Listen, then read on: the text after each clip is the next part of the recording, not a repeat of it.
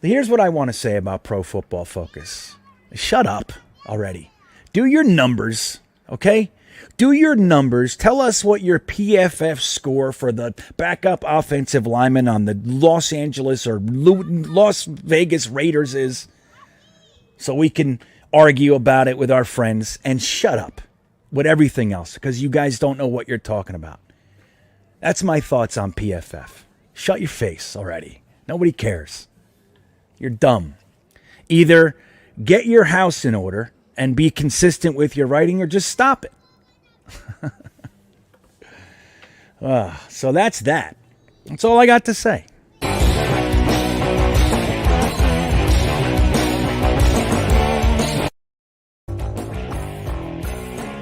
This is when the Colts had Peyton Manning waiting there because he didn't come out the year before because Parcells, our brilliant head coach, decided not to tell Archie Manning he couldn't guarantee that he would take his kid first. It's just the stupidest thing. You know, history could have been totally different for us, Jets fans. But it's not. And it sucks because Parcells is one of the greatest coaches we've ever had, if not the greatest. So how can you complain? You can't. I hate that prison cell. I hate it. I want to yell. I want to bitch about it. But I can't because Parcells was good. Traded back. Got James Farrier and Dedrick Ward out of that one. That's what I think.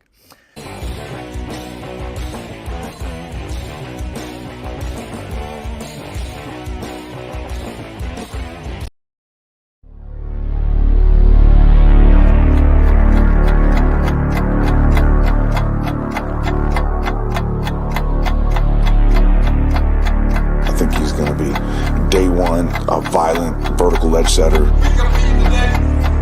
I see some ass on the edge. Get that mindset to put your shoulder on somebody. Dig, drop, you're finished. Hey, first down. He's a good kid. Worse than that, sir.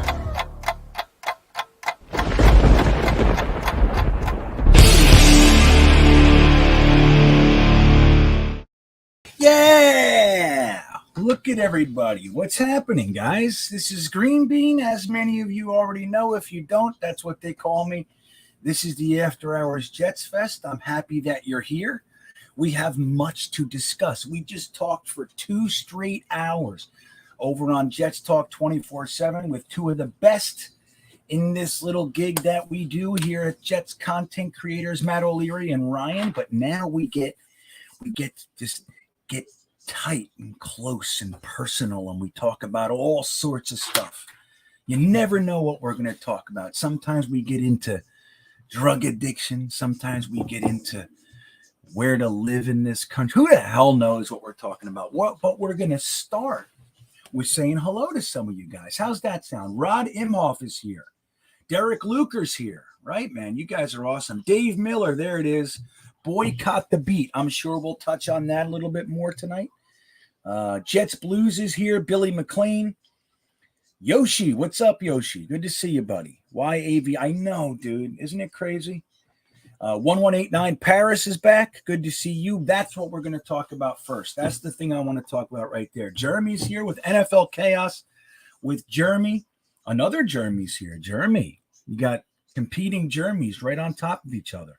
Like when the Giants took Derek Brown and we took Johnny Mitchell, 2 tight ends right next to each other. Who will be the best? And I think Derek Brown might have had. Johnny Mitchell was the better player, but who knows? Kelly McTavish is here. Good to see you, Kelly. Kyle Ornsby, FOC, follower of Christ, is here. Evening, gentlemen. Evening to you. Yeah, man. Dave Miller, right? We said hello. Ron Mo Lake Loizo. Oh, my God. He added 2 names to himself. Ron Mo Lake Loizo. I feel like there was a Ron Loizo and a Mo Lake. Are you now the same person? Are you letting us know that 2 different people that would comment and support each other's opinions are actually one? What is this madness? I don't like it. Racing Jason, Braden Bethwaite. Good to see you, Braden. Watu2K is here. Stud City 718. Craig Safola. Merry Christmas to you, my friend. Yeah, man. Friggle D. Lots and lots of people are filing in. Brad Finkelstein. Yeah, man. Gitmo Bob. Ibrima John. Raw Power. Strickland. Tony G. It's awesome. So you're the same person, huh? So let's talk about this week's game real fast. And we're going to get into all sorts of fun stuff, like I said. Well, before we do, I'll remind you, this show, while we do get up close and personal and everything, I want you to know that I want to talk about what you want to talk about. So if you have ideas, questions, whatever, put it in the chat. Now, I do my best. I'm solo here. I'm running the stream. I'm talking. And sometimes it's hard to keep track. It's hard to catch up and everything. But if you really want to, say something, put it in the chat. If you really want to make sure that it's seen, super chats are the way to go with that. And I sincerely appreciate those. But yeah, man, you want to say something, you want to talk about something, put it in the chat and I will do my best. So we mentioned this week we have Zach Wilson from 1189 Sports, Zach Wilson versus Trevor Lawrence. And I'm going to tell you guys what I really want to see.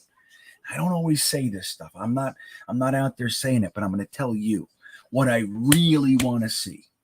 And it might be contrary to what a lot of other Jets fans want to see, but I want to see it nonetheless. What I really want to see in this game, we played the Jacksonville Jaguars. Trevor Lawrence was the #1 overall pick. He was the quarterback that I wanted. Truly. That was the one quarterback that if we had the chance to take, without question, I would have taken. Once we got to #2, I really liked Justin Fields. I liked Zach Wilson. I liked Kellen Mond. I liked Trey Lance. It was a lot of quarterbacks. I was totally fine with trading back and grabbing a Mac Jones or a Kyle Trask, all that stuff. But if it was Trevor Lawrence we had the chance to pick, without question, I would have taken him. So he's had an interesting year. Dude, look at his situation with Urban Meyer and all the crap that's gone on down there. It's been weird, to say the least. They call us a circus, but, look, I don't think we've ever had a season that was quite as bad as what happened down there, dramatically speaking. So Trevor Lawrence has had a tough time of late getting anything going because of all the madness around him, I would imagine. So what I'm hoping to see, because I like Trevor Lawrence so much, and I obviously am rooting for and love our boy Zach, I want to see these two guys have an aerial assault type of day. I want to see gunslingers. That's what I want to see. I want to see all sorts of crazy points. I want it to be a battle between the first overall and the second overall pick in their third to last game of their rookie season, playing against one another. I want them to feel that competitive desire. I want him to feel like I have to beat this guy this game. Even though quarterbacks don't play each other, we all know that. We still say it though, don't we? We still say it's Zach versus Trevor Lawrence. So that's what I want to see. I want to see these guys ball out. And even though I'm rooting for our defense to do great things, I still want to see Trevor Lawrence and Zach. That's what I want to see. I want to see touchdowns and long bombs. I want to see it all. That's what I'm hoping to see. A truly fun game that at the end of the day, even though we will not move up to the second overall pick, even though I'm hoping that we win this game. That's what I want, because in truth, I don't think we're going to beat the Tampa Bay Buccaneers. Call me crazy, but I find it hard to see. I do.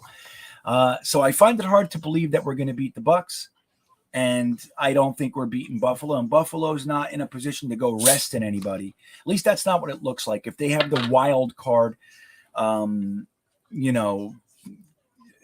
lockdown and they can't win the division or something like that, maybe. But I think that Buffalo is going to want to win that game, so I don't see us beating them either. It would be really nice to be in a position to hurt Buffalo. You know what I mean? But the thing is, if we hurt Buffalo, we're helping New England. So I'd rather just lose it. Just rest everybody and, play all the guys that didn't get a chance to play. Put Mike White out there maybe in the second half. Throw it to Kenny Yeboah and Denzel Mims and Vincent Smith and put P. Ryan out there. That's what I want to see. I want to see a lot of Jonathan Marshall, Jabari Zuniga, Bryce Huff. That's what I want to see. I'd even like to see Pinnock. Take Lamar Jackson off the practice squad. Put him in at cornerback. That's what I want to see. Get these guys some playing time. So what do you guys think? What would you like to see? Kyle Ornsby wants to do a mock. Maybe we do that, Kyle. Let's talk a little bit of Jets football. I want to get into the beat a little bit too. We'll talk for a little while. Usually this show runs about an hour and a half. So maybe we wrap it up with a little mock draft, an impromptu mock. What do you guys think? Maybe we can do that. We'll see how it goes. I'm open to it. But I want to see what you guys think. Ron Lake Louiso says, what the hell? What am I supposed to call you now? This is weird, dude. I don't know. I don't like this. I don't know what to say. I don't know what to do. I'm going to call you Mo Lake. That's what I'm doing. He says, this is pretty much our last chance for a win. So if we're going to double last year's win total, we got to win this one. Wouldn't that be nice? To kind of get out of the season with 4 wins, doubling last year's win total with a whole batch of rookies. Zach keeping the interceptions down as we continue, as he's done. And just kind of looking a little bit more precise, looking a little bit more together, congealed. You know, that's what I want to see. Let's see. Is Tom Tupa the greatest Jets quarterback performance since Namath, and why is the answer? Yeah. He lost that game, dude. He lost it, Strickland. That's all I want to tell you. He lost it. So maybe he had a great game, and it was fun. But it wasn't fun because Testaverde went down. That was crushing. I was in Cleveland that day. That's the story. That's the day of my story with the whole big Cleveland Browns fight. That was the day it happened, the Tom Tupa day. I got into a huge brawl at the Cleveland Browns stadium with a bunch of assholes, let me tell you. So what do you guys think? Let's see. I'm going to look. If we do that, Braden says, shit, GreenBean, if we do that, we probably win. I know, right? If we put in all the other guys. Jets Forever, what's up, buddy? He says, Zach's so in the game now. He's got the defense with 12 men on the field. That's right, buddy. Dude, I got to say, like, look, let's be real here for a minute. Let's just be real. Miami is 2 years ahead of us on the rebuild. And don't forget what they did. They traded Laramie Tunsil. They got 2 firsts, 2 seconds. They traded Minkah Fitzpatrick, right? They got another first for him. Then they did the shifty shave, the shuffling last year with moving back, gaining some picks with the Niners, trading with the Eagles. So they've been very aggressive with their rebuild as far as acquiring capital for the rebuild goes. Now, I don't think they've done as good of a job as they could have with their actual picks. I didn't like a lot of their picks. I thought, that's not the guy. But I'm happy about it. Don't get me wrong. But they are 2 years ahead of us. They were 10-6 last year, and they came into this game on a 5-game win streak. Right? They've been together for a minute, and we played the hell out of them. They made some adjustments in the second half, and we couldn't counter it. It's just that simple. You know what I mean? It's not the firestorm everybody's trying to make it out to be. Like DJ Bieniemy, as a Miami fan, was taking the opportunity to rub it in our face. I want you to know that's what happened. Any of you guys following him, now I'm not looking to ruin a man's career or anything like that. I never want to do that. At the same time, let's just call things what they are so we can react accordingly to them. DJ Bieniemy was hired to be an instigator for the New York Jets fans. That's why he's hired. That's the same place that encouraged Manish Mehta to be the shitbag that he's been. Before him, Samini was the original Manish. Okay, he was the first real troll. They had Serby and they had Cannizzaro and some other guys, and they would rub our salt in our wounds and stuff. But Samini was on a different level when he wrote with the news. He calmed down a little bit when he first went to ESPN because they're a little bit more on the up and up than the Daily News, right? But then they hired DJ Bieniemy to be an instigator for us. Why would they hire a fan of our rival? Everybody knows what that is. But then when Zach loses to Miami after kicking their ass in the first half, DJ Bieniemy took that opportunity as a fan of the victor to rub Zach's face and shit. And don't tell me otherwise. I won't buy it. I won't buy it. That's what it is. So when you have a guy doing that to your guy, to Zach, and to us, trying to make you feel a certain way. Why the hell would you follow him? Why would you communicate with him? Why would you click on his articles? Respond to his tweets? Why? I've never responded to DJ Bienemy. I mean, I might have like in a thread that he was in, that kind of a thing. But I never like write. I think, no, the other day, I'm sorry, I did write to him. I said, oh, even looks like you're going for the drama thing. I said something like that. That was my first tweet to him. You know? So why would we follow that guy? You know what I mean? But getting back to the point, which is Zach Wilson looked very good in that game. He looked really good. Now, perfect, elite? No. And I'm not going to say that. But we're talking about a young guy that we want to see progress. Dude, it's there. It's right in front of our face. Now, he had a rough second half. Still had some nice stuff, but overall, he had a rough second half for numerous reasons. Some of them him. But the game was great. And before the Saints game, the Eagles game was very good. And the second half of the Texans, he's stringing together solid chunks of football for us. And he's coming out. He's coming out, man. And we should be ecstatic with what's going on. What's up, Amarillo? I see you, buddy. I see you. So you got, yeah, right. You like that? What was I saying with good memory? I don't even know what you're talking about. That's how good my memory is. I'm going to scroll down and see what you guys are talking about. I mean, look, that's a positive, right? 170 yards on 13 passes. Not bad. Now, if he could have just strung together a decent second half, he would have had 250, 300 yards. Easy. But no, they kicked our ass in the second half. It looked like we had nothing for him, didn't it? David Gerard, let me tell you this. I know for a fact, because I've talked to specific people that know these things, and I was given inside information. You guys know I have a guy inside too. I know somebody who works in the Jets. Now they're not in the war room or anything like that, but they give me things. Okay, I know for a fact that the news organizations and the New York Jets have staff that whose job it is to peruse Twitter, the forums, all that stuff to get a read on what's going on, for stories on what the fans are interested in, what they're feeling passionate about, and to see how moves that are made are landing. They do this. It's very, very real. Now, I think they should do that. That's smart. But that's an actual fact, David. You know, they definitely have people doing that.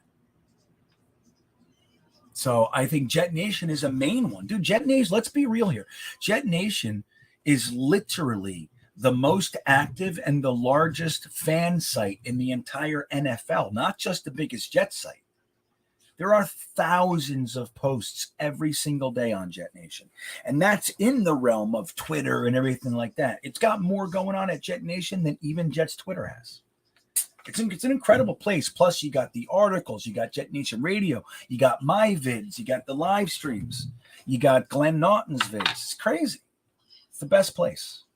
I can't spend as much time there as I used to, but it's still a great place, man. But, yeah, they're on there, dude, David. I know it. I know it for a fact. I don't know how much time they spend there, but they do it. Think about it. If your job was to do what we're doing anyway, which is read all the forums, read all the tweets, you know what I mean? They have a little account and they reply to see what's going on. Nobody knows who they are.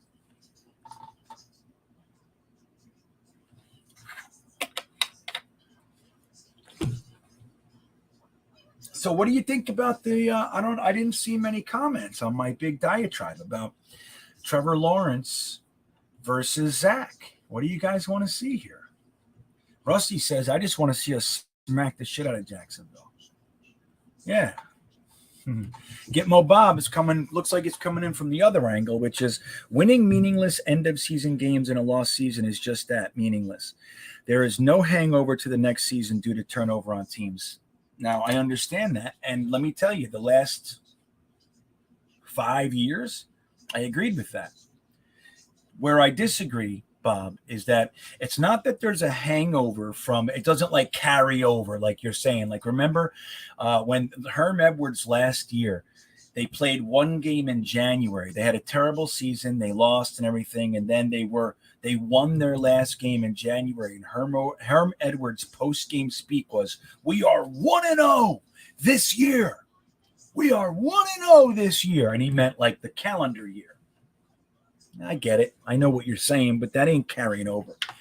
The thing that I disagree, Bob, is that while there is no carryover, getting guys, seeing the young guys actually be able to employ the system to the degree that they can win a game is an incredible positive. These types of years of losing and drama and injuries and everything else, and beat writers ripping you a new ass and making you look stupid and all that sort of stuff.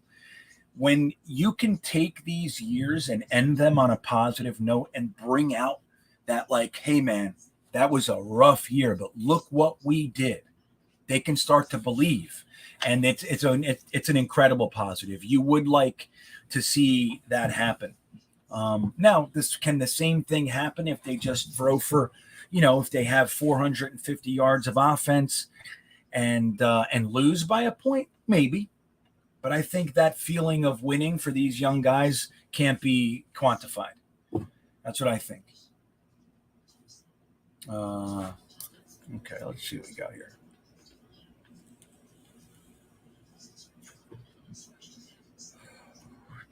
And that Dave is kind of like agreeing with you, Get My Bob. He says, it's always bad for us. What's another loss if we get a shot at our own Bosa? And that's the thought. Luke Grant, what's up, buddy? Look at Luke Grant. He says, the Zach Wilson narrative driven by the beat this week was wild, GreenBean. Had a great first half, then crumbled in the second. Yeah. And look, Luke, it's not like we are all happy about him crumbling. I mean, we were talking about it in my live stream for Jetnation.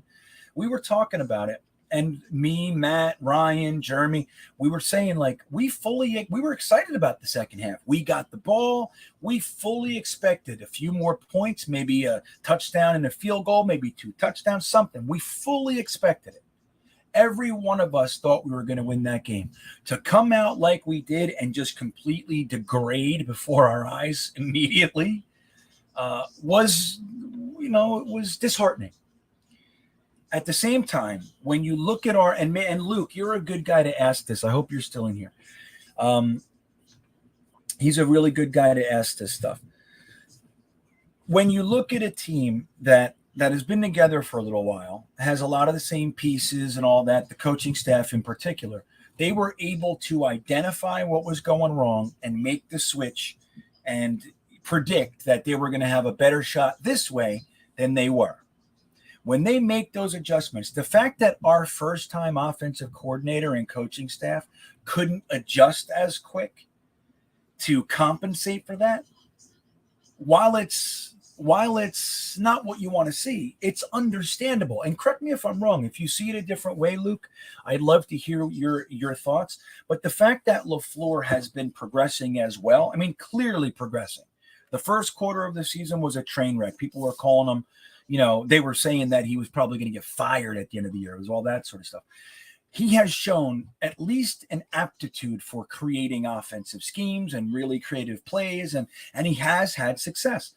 The fact that he couldn't get it together during the game in response to their defense is something that you would kind of expect from a rookie offensive coordinator. Like, these are the growing pains. You see the progress. It hasn't progressed to that point. That's how I see it. I would love to hear your take, Luke, if you're still here. Oh, there he is. Okay. He says, people need to understand the root of the problem. The offensive line took a giant step back in the second half. McDermott struggles, no adjustment. Zach is the product of his environment, and that's okay. Yeah. I'd love to hear what you think about the Matt LaFleur piece. But look, even Connor McDermott, I want to point out what Connor McDermott is.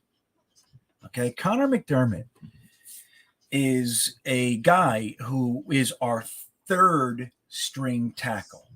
Okay, like as far as the way things gone, Becton was the starting left tackle. He goes down. We put Fant in. and we have Morgan Moses on the right side. So now Fant is our second left tackle. Fant goes down, and Connor McDermott is our third string tackle. On top of that, he was on IR because he got kicked in the leg in preseason. Remember that kick to his knee? He was on IR until 2 weeks prior to starting. So that was his third week back. So he played a pretty damn good first half. And again, the adjustments, they overwhelmed us. And it was just like a guy who's a third string playing well. He wore down. It's where he is. And like I said, it's not an excuse. It's just to say, I get it. That's where we are right now. Miami's in their third year of the rebuild, just like Buffalo's in their fourth. Really, their fifth, because Josh Allen came in their second year of the rebuild. So they're on their fifth year of the rebuild. Miami's on their third year of the rebuild, and we're year one. So let's see what Luke says. If you guys don't know who I'm talking to here, this is Luke Grant from Play Like a Jet. Does amazing breakdowns, man. I love his work. And we had him as our guest on the Thursday Thick of It last week with Frankie and Watu K and Jeremy and everybody. Luke spent a good hour with us talking about different aspects of the Jets. But let's see what he has to say here. He says, for me, Mike LaFleur has made tremendous strides with his creativity, especially in the scripted period. His ability to adjust isn't there yet. Hard to train those qualities when Shanahan is in control in San Francisco. That's exactly how I see it. And I appreciate your take. Not that you seemingly agree with me here, but I appreciate the take from somebody who knows what they're talking about. Now, emotionally, we can totally get in this whole trip where it's like, same old Jets, this is fucking bullshit, and we always suck, different faces, same stuff. And that's there. But when you pull back the emotions, just step back and look at it objectively and seriously look at the lineage of this season, where we started and where we are, there is significant progress across the board. Mike LaFleur is a big one. Now, he's not there yet, and I'm not trying to say he's definitely going to be a great offensive coordinator, but there's been enough shown that I have faith. I have hope. Zach Wilson, same thing. The number one stat, man, 9 interceptions in his first 5 weeks, 2 interceptions in the last 5 weeks. No first quarter points in his first 5 weeks, maybe 7 weeks, 6 weeks, something like that. No first quarter points. The last couple games, numerous first quarter points. First 5 games, 0 opening drive touchdowns. Last couple weeks, we have a few of those. So it's like we got to look at that. And that's while the guys he's getting comfortable with have been banged up. Corey Davis went down. That was his number one target. When Elijah Moore started to become his number one target, he lost both of them. You got whatever the hell's going on with Denzel Mims. He can't seem to do anything. So that's not helping. You got Berrios. Crowder's good. But, it's just tough.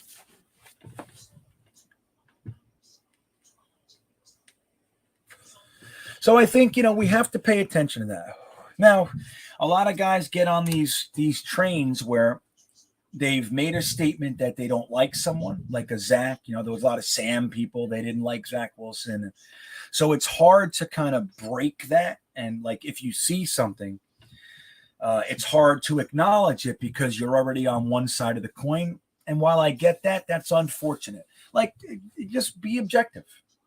It's like me with Javelin Guidry. I still don't love him, but he's played better than I thought he was going to. Still don't love him. Still think he's a liability at times, but he's definitely shown me more than I thought, and he's worthy of developing.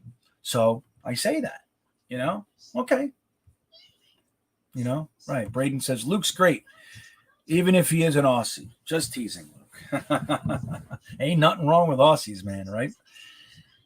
Got a bunch of you awesome guys, Braden and Bismo, all you guys. You guys are the best. I love you guys. You guys are the shit, man. So let's see what else you guys are saying. Right. And, right's a good point. And they have something to play for, too. So they realized, they're literally playing for a playoff spot. They've won 7 straight now, or 6 straight, right? I think 6 straight. one or the other. So, they realized we're losing our opportunity. They fixed it and they came out mean, and we weren't able to fix it. It's like, all right. But we showed enough in the first half that we're not incompetent. We're not inept. All right. Right. Mike, it's funny that you say that because that was in the back of my head the whole time. Actually, he's the fourth because Chuma Edoga. But I think, and I might be off on this, I think they want Chuma Edoga to be the right side starter, like as far as backups go. And they want Connor McDermott on the left side. But I think Chuma's out. So that's what we're looking at. Like, and look, when we talk about depth, we talk about these things. We talk about Joe Douglas should have taken Trey Smith in the draft, and maybe he should have. I like Trey Smith a whole bunch. But the medical things, they make a decision and they take him off their board. Like, we can't deal with that. Right? Right or wrong, they do it. And I don't know if that's what happened with Trey Smith. But, when you look at the lack of depth at the right guard position, number one, you have to remember the way we went into the draft, which was we had Cam Clark, we had Alex Lewis, and we have Greg Van Roten all playing in a competition for the right guard spot. So we had three guys, which they wanted Cam Clark to win the spot. Okay. There's no question in my mind. Cam Clark goes down with the spinal injury, a very serious injury, obviously. And then Alex Lewis retires suddenly. We don't know what the scenario is, all kinds of rumors.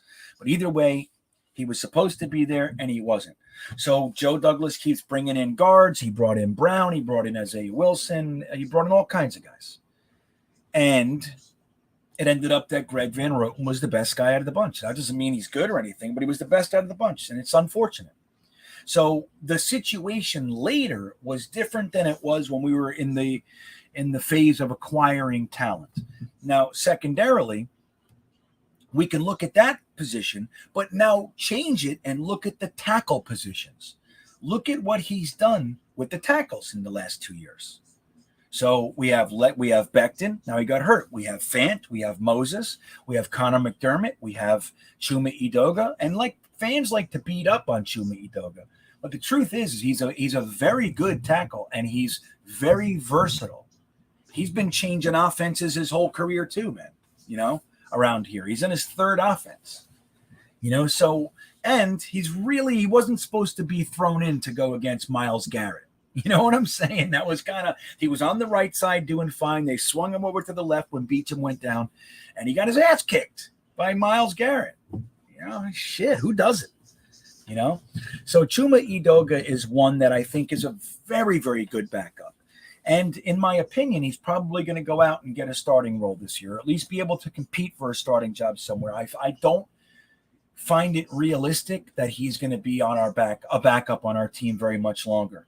He's finished with his rookie contract, and he's ready to go. That's what I think. Now, if nobody offers and we offer him a deal as a backup and he takes it, fantastic. Because finding backup tackles that are as good as him, it's not easy to do. But I just want to point out, guys, we're 2 years into this Joe Douglas thing, and we're 1 year into the rebuild with this new staff and their new systems and all that shit. And there is depth at certain positions. There is depth. Now, maybe some of it's really young and inexperienced, but it's getting there. It's getting there. We're starting to see it. Tackle is a good place to look. Kelly McTavish wants to say Linderbaum, and I get it. All right, let's see what else you got. I know I'm way behind on the comments now. Let's see. I talked for a little too long there. Do I like MC2? Is that for me? Yeah, I think Michael Carter II is fantastic. Now, he's not there yet.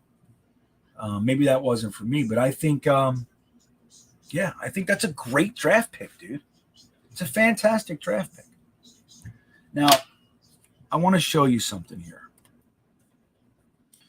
I want to show you guys something and that we can talk about here. It was put up earlier. Let me see if I can find it for you guys.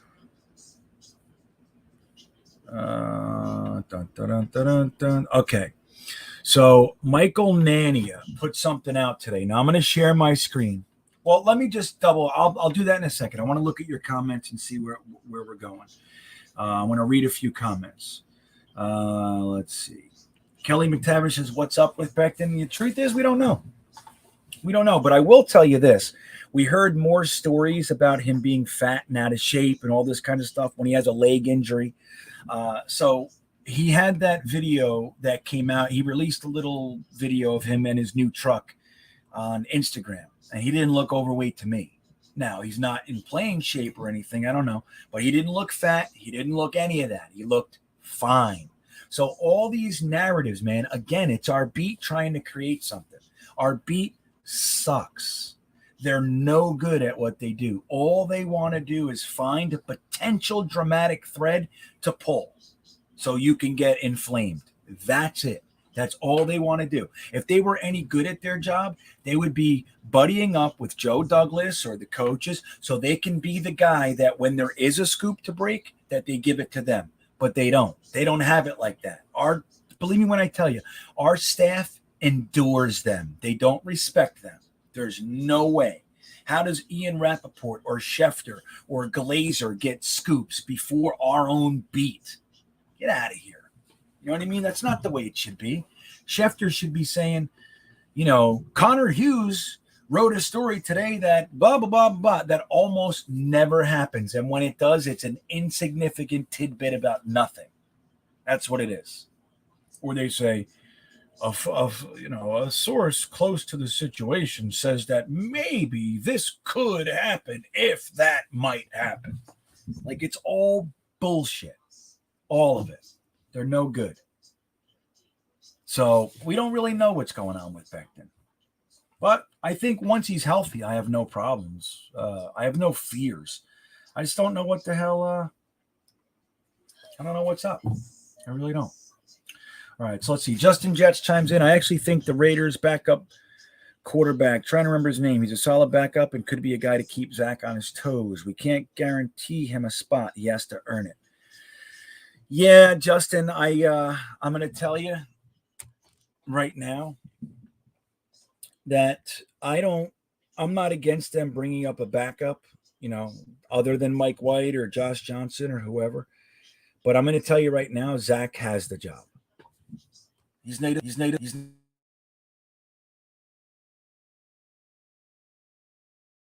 Whoops, that was weird. So they're going to develop him on the field, but it's his job. The only way he's losing it is by injury, or if in year 3 or at the end of this next season, he's a complete train wreck and we have lots of other horses that we should be winning. That's it. The job is his.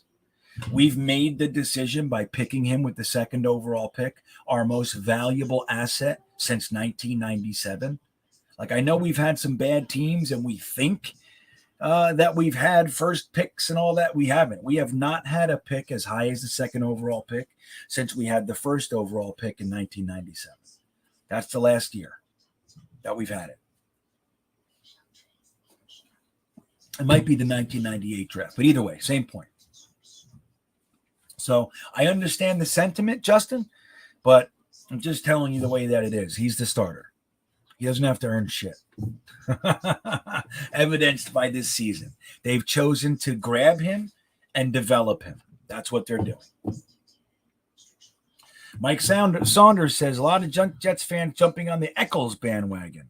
I'm a day one with Eccles. Good, yeah, man. I'm so happy to see him get that pick 6. He's played well this year. Now, he's had his rough days. He has. He's had his rough days, but he's covered the likes of Jamar Chase, Devonta Smith, all kinds of guys, man. And he's done a damn good job. He's a late round pick. Don't forget, when you're out there beating up Joe Douglas, we're talking about guys like Bryce Hall in the 5th, Brandon Eccles in the 5th. I think he's a 5th too. And Michael Carter the 2nd is a 5th. So it's like, I mean, dude. And we still have Hamza Nasruddin as a 6th, who I have the utmost confidence will be a player in this league. I don't know to what degree, but he's going to have an impact. He's too talented not to. It all depends on what they do with him. Let's see. Tardif. Yeah, I agree, Jeremy. Tardif. I like him. You know, again, we got to give him time too. But he's looked better. He's improved that right guard spot. Can we at least just say that? It's not the same train wreck as when GVR was in there.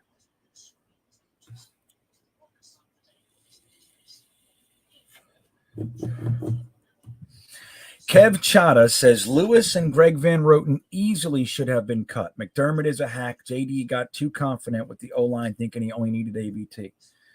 Yeah, I'm telling you, again, that's a hindsight answer. Greg Van Roten and Alex Lewis are absolutely 100% quality backup starters. I don't know. Backup players.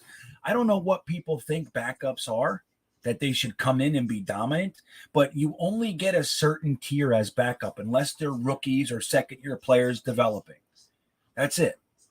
Like having a Greg Van Roten and an Alex Lewis behind AVT and a quality starter would have been a perfect scenario. Dude, it's not too confident when you had to deal with a spinal injury and a retirement to lose out on it. It's, like, again, we got to give time to happen, but we went into this offseason with 5 guards on the roster, including when we when we include the draft pick of AVT. 5 players for 2 positions. That is a damn good scenario. Again, the extreme happened because we're the friggin' Jets, and this is what happens with us. I don't know why. I don't know when it's going to stop. Hopefully it does at some point. But that's the thing, It's like looking back on things it's so easy to do. But again, Joe Douglas has brought in including the guys on the practice squad. I think it's 18 offensive linemen in the last 2 years. 18. Previously, McCagnon used 2 draft picks in 5 years on offensive linemen. It's going to take a second, guys.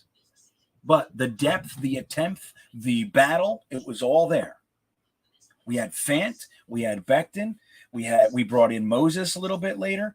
We had McDermott, we had Chuma Edoga, all to back up and take the tackle spots. The guards, we had 5 guys, including a first-round rookie. It's not a bad scenario. You can't just keep dumping guys in there. You need other positions. Like the argument against taking Trey Smith or any offensive lineman at the end is, guess what? Guess what we had at cornerback going into the draft? 2. We had Blesson Austin and Bryce Hall. That's it. So taking those 3 cornerbacks, Pinnock, Eccles, and Michael Carter II, dude, it made a ton of sense. It made a ton of sense. And they're playing well. So there you go. Like, you can't have everybody. You know what I mean? You can't. I wanted Creed Humphrey too, but I'll take Elijah Moore. You know what I'm saying? Like, that was the pick that would have been Creed Humphrey. That was the pick we could have used for Creed Humphrey. We chose Elijah Moore. You know what I mean? Like, you can't have everybody. I wouldn't have taken Elijah Moore. I love him, and I'm happy he's here, but that wouldn't have been my pick. But I like the pick. It's a smart pick, and the kid's a stud. Let's see. Only 6 likes, Raw Power. What is this madness? We have 102 people in here, everybody. It's the easiest thing you can do, and I greatly appreciate it. Hit that like button if you don't mind. It helps my algorithm. It gets me out there. YouTube goes, oh, look, people like this guy. Look at this friendly bearded fella. People like him. Click. That's all it takes. I would appreciate it if you haven't subscribed. I will tell you, now's the time to do it. We're having our contest. You can win a t-shirt. Let me show you guys my new t-shirt. Did you guys see it yet? Wait, let me see. I'm going to show you guys my new t-shirt. You guys are going to like it. Maybe you won't. I'll show you right now. You ready? So you can win a t-shirt of your choice, and one grand prize winner will get the t-shirt, but we'll also get the Manscaped Ultra Smooth Pack. You ready for my new design? Here, check it out. What do you guys think?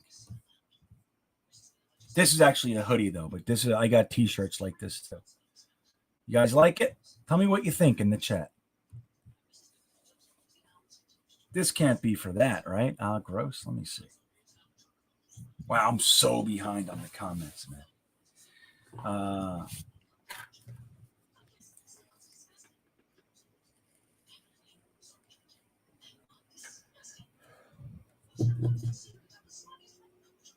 So what do you guys think? You guys like it? You could tell me no if you don't like it.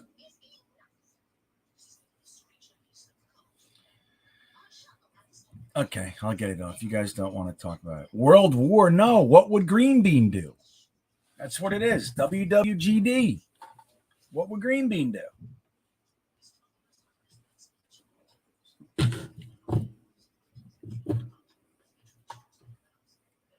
There you go. Oh, look at Jeremy. He's the best. Thanks, Jeremy. You know what I did too? I switched my my supplier. We were using Teespring, and I had people tell me that their graphics are washing off in one wash. That's horse shit. So I switched to a new one, and it actually happens to be about almost half the price. Look at James Trice. Worldwide GreenBean Disco. Yeah, and it's what would GreenBean do? That's what it is. You like it, Paris? Thank you, buddy. Dave Miller likes it. Thank you. Melvin, you guys are good. Friggle D, you guys are okay.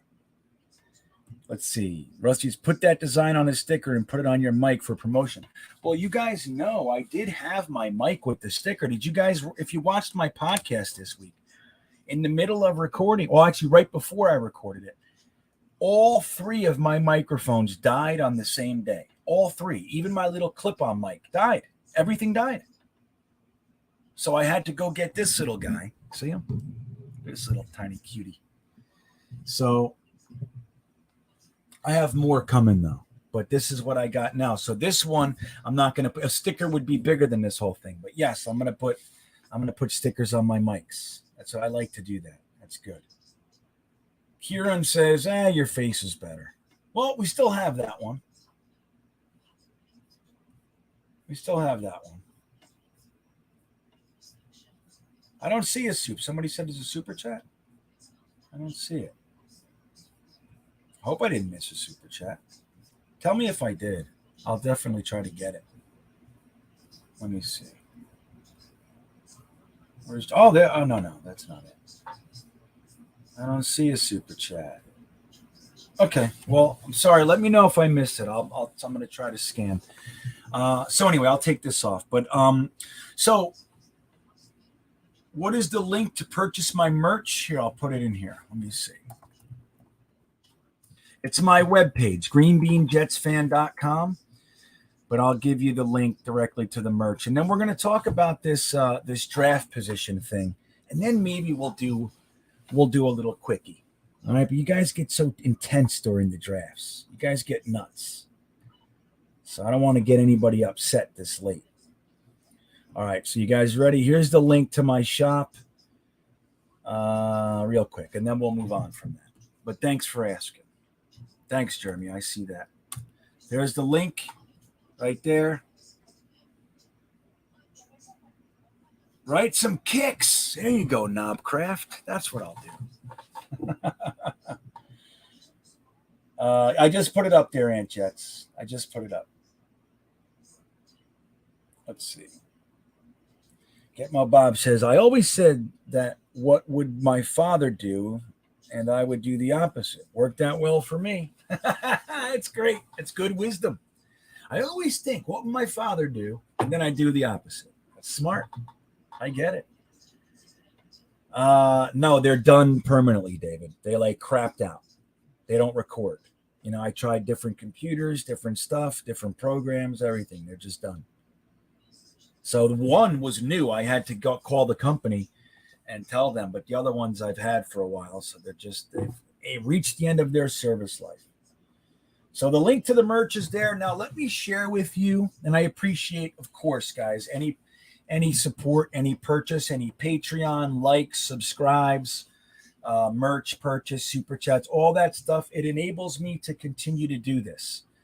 It's not easy all the time to do this stuff. You know, I put a lot of time into this, as you know. So anyway, I'd like to continue. So let's do this. I want to show you here. I'm going to share my screen, and we'll look at a tweet from Michael Nania from JetX. You all know Michael Nania. Let me see here. Here it is. Okay, so he's talking about, watch, he's talking about what to root for. Let me see here. Let me make this a full screen for you. I can't do it. Let me see.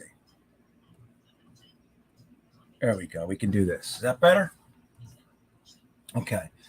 So he says, can you read the whole thing? Yeah. Okay. So he says the Seattle loss tonight is obviously good. They stay at number 8, while a win would have moved them to number.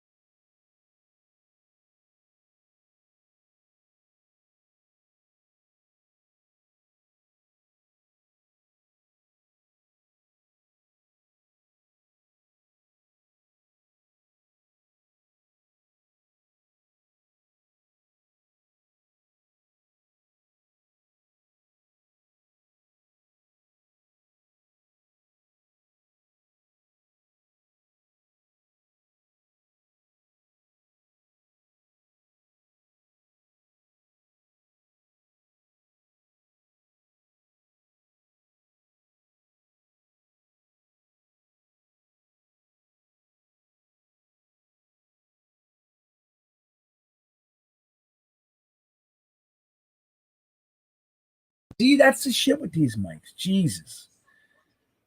I mean, that right, Thomas? Whenever I go in, I just said the best stuff. How long was that off? Serene Beam. Jesus Christmas. You know what? I'm gonna take this mic out, and it's not gonna sound as good, but I can't live like this, man.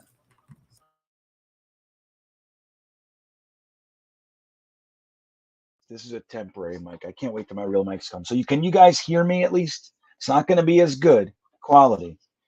But what I said was that I can't believe it. Jesus Christmas, man. Lost. Oh, look how bad. Look how far back it went.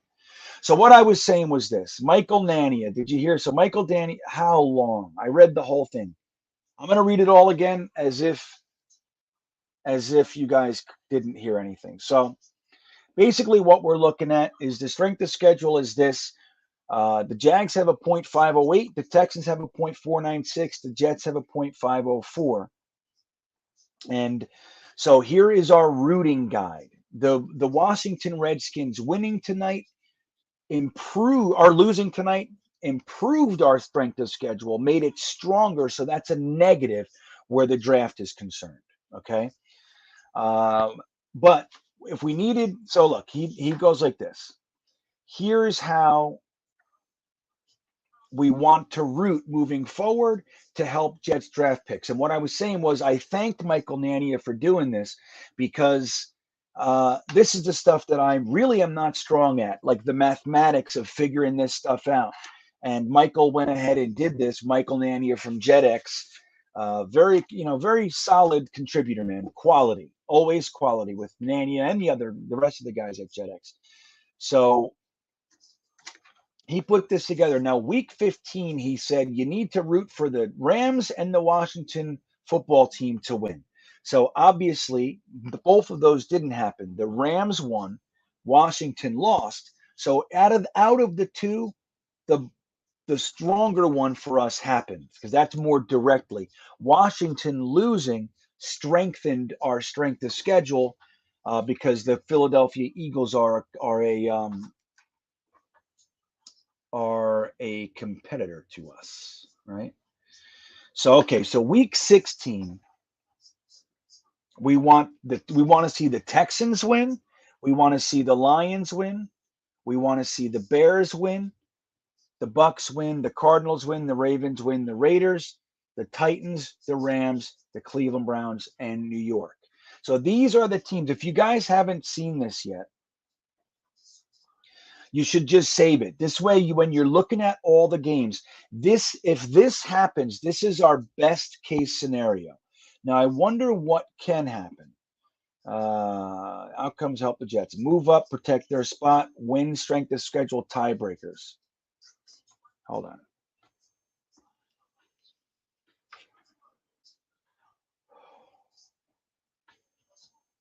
Let me see. So that brings us to my question to you is, what would you, realistically speaking, Gitmo Bob and some others are talking about the Jets losing the meaningless games. Some people are talking about winning the meaningful games.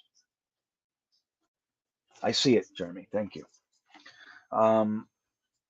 Jesus, let me see here. Thank you.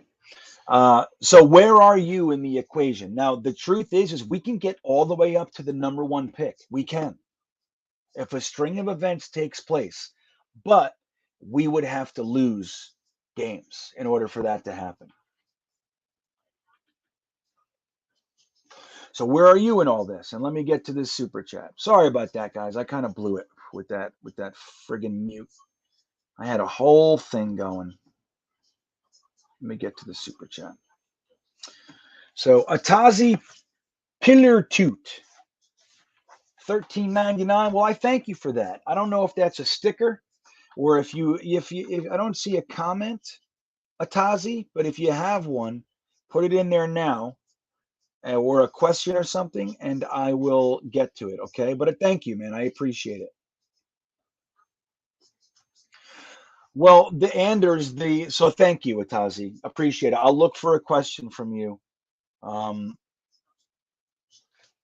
look for a question from you, okay, and I'll get to it. I promise. Jeremy will tell me that it's there, and then I can take care of it. So all right. So Anders says, can you post that routing guide each week? Well, here's the thing. It's already there for each week. You see? So look. Oops. Let me go. So here it is. This is every week, Anders. So look, week 15. You see that's already done. Those were the games that we needed to see happen.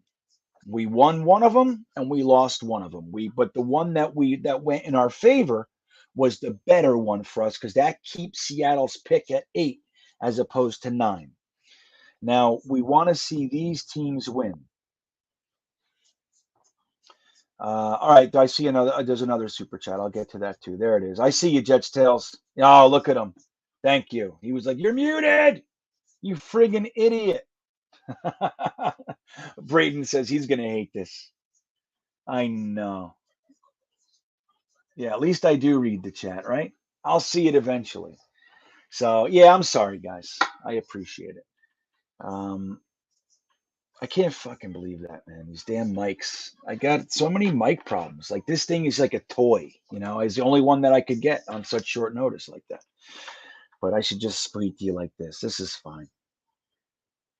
So thank you, Jets Tails. I appreciate the help, my friend. There he is. Look at that. Yeah. So, all right. So this is just go to Twitter and go to Michael Nania, but this is the whole thing. You can see the whole thing right here. So this is every week, best case scenario. And if you go to their website, you can see exactly how each specific game affects us. Okay, so like he says, essentially all of these outcomes do one of the following. The team is beating Seattle. The team is beating Carolina. Houston, Detroit, and Jacks win so the Jets can pass them. Teams win lowers the Jets' strength of schedule, and teams win raises Jacksonville or Houston's strength of schedule. New York Giants and Chicago wins just in case they do not tie past the Jets. So this is detailed stuff. So just keep that, bookmark it, and you can refer to it every week when you're looking at games and you think of who to root for. Then you know who to root for. You know what I mean? So there you go.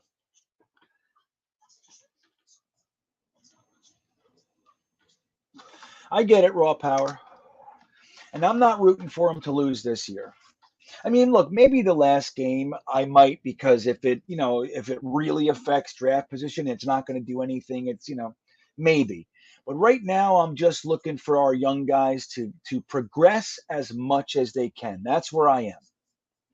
That's where I am. I'm right with the Jets, young players, their young core. These guys are going to be with us for a while. Guys like Elijah Moore, Michael Carter II, AVT, Zach Wilson, Bryce Hall. These guys are going to be here for a few years. So think about this. We haven't seen this in forever. The same players playing in the same system for 3 years. We haven't seen it. We flip our roster almost 50% or so every friggin' year or two. It's 50% different every other year. It's crazy. Like how we've expected to win. Like, when we go out there and McCagnon would bring in Le'Veon Bell and CJ Mosley and all these guys and Jamison Crowder, and we think, oh, we're going to be great. Like, how do we expect that to be great? They just got here. They're mixing with a bunch of guys. They've never played for this coach and all that. It's not easy to do. And then the next year, we flip a whole bunch more. It's like we never just settle. And Jets fans have become very, very comfortable with, like we were talking about earlier, trading Quinnen Williams, trading this. Like trading Jamal was a fantastic move. Trading Leo Williams was only because McCagnon didn't know how to manage a team and started stacking top 5 picks on top 5 picks. Really a top 6 picks, but you know what I'm saying. It's the same position. So why carry all these expensive guys at the same position when you have holes everywhere? And then he was able to flip guys that just weren't going to do anything. Guys, as much as we were all rooting for Sam Darnold, as much as we were, and there were people that didn't like him coming out, but I know you were rooting for him too. We're Jets fans. Every single one of us was rooting for Sam Darnold to be great. But at that point, at the end of last year, when you saw Flacco come in and put up 3 bangers or so, throwing touchdowns, and then Sam came back in and couldn't do anything, you had to know. It's him. Now, whether or not we did that to him, it's a whole different discussion, which I think we did. But, dude, it was clear as day. Joe Douglas said, I need to move on from this guy. And Carolina was willing to give 3 picks for him. Now, and the thing is, Joe Douglas got criticized for holding on to him too long. He should have traded him when their value was high. Remember all the panic? Jet fans are intense. The panic. He didn't want to do that until he knew that the quarterback that he was willing to use a second overall pick on was worthy of actually doing that. Both health, character, you need to spend time with him, the whole thing. Joe Douglas is one of those guys, he likes to know what he's talking about before he speaks. He likes to know what he's doing before he moves. That's what he does. He's very precise, very deliberate. Now, sometimes that can backfire on you, sure. But that's the way he is. And overall, a slow, methodical approach works more than the rash, intense, sporadic and panic-stricken approach. More times than not. So he waited until he knew that he had a guy to replace Sam, and then got 3 picks for him. 3 picks, dude. 3. One of them is going to be a very high second-round pick.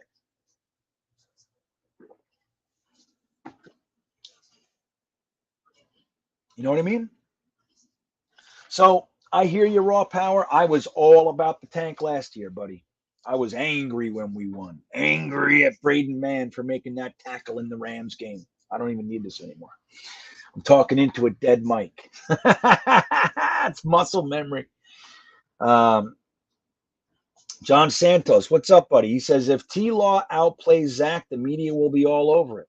Maybe. They're going to be all over Zach no matter what he does. It's just like Sanchez said. Did you guys see the quote from Mark Sanchez? Let me find it for you. I have it. I made a whole video about it on Jetnation.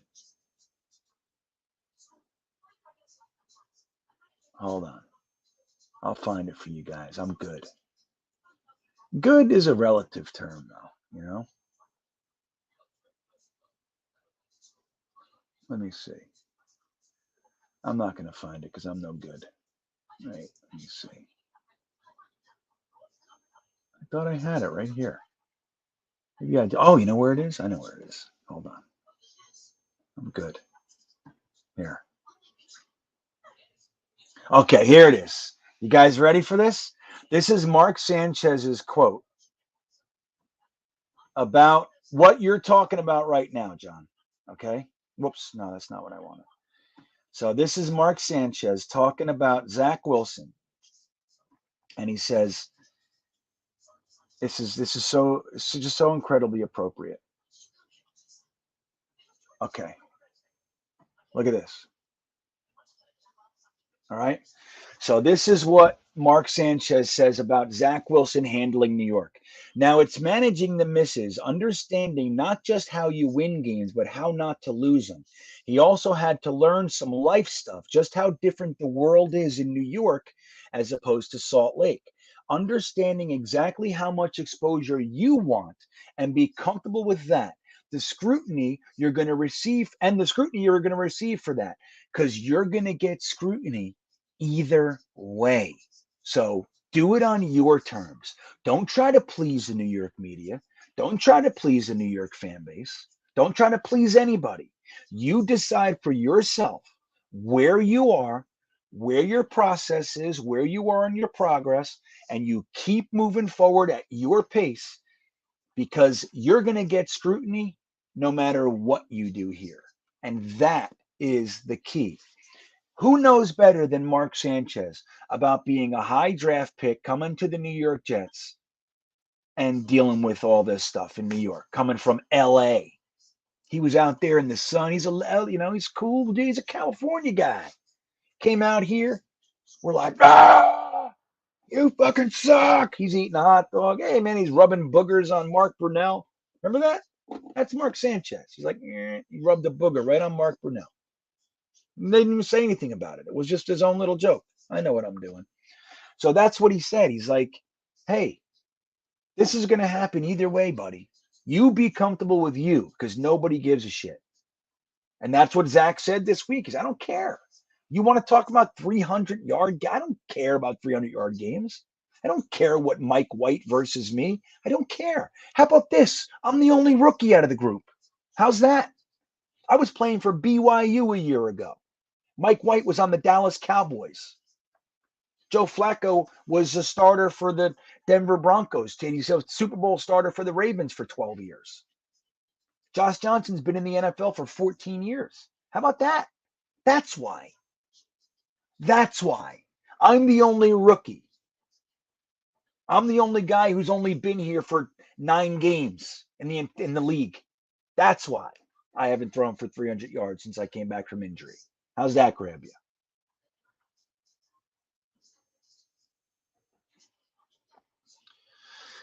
You know, Matt, it's not that they're scared, right? Because I agree with you, but it's not that they're scared. It's that, it's like, look, the New York media gets this rep like they're big and bad and tough and brash. They're not. They're snakes. They're sneaky, snaky, conniving, petty. That's what they are. And they'll ruin your career if they have a chance to get a story. If they can dramatize something and squeeze the blood out of a stone, they're going to do it. That's what they are. They're soulless. So maybe they're not scared of them, but they have to account for that. And like I said, it's not the only reason that it bothers me. Two reasons, really. One is the lesser reason is because it gets people like my Jets fans that I care about upset. And I hate seeing us all bent out of shape. We're bent out of shape for better reasons than these fucking stories. But the real reason that I don't like it is because we have young kids here that have a real chance. They arrive here excited. I'm going to be a star in New York. And the press tries everything they can do to ruin that. Mekhi Becton's eating himself to death. What the fuck is that? His trainer came out and said, dude, that is the stupidest thing I've ever heard. Here's a real picture of Mekhi Becton right now. He's ripped. The fact that every New York beat writer picked up the same sentence. They didn't talk about the 2 picks in 5 games. They didn't talk about the defense having their first two interception game. Brandon Echols, young, excited rookie, got his first pick 6. They didn't talk about any of that shit. They didn't talk about the great first half. All they talked about was that Zach Wilson didn't know how to answer a question to their liking. That's it. They all picked up the same story because they're gross. That's why.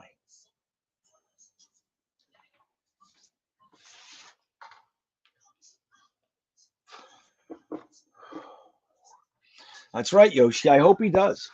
And here's the thing that Jets fans should do. Now, you can handle it any way you want.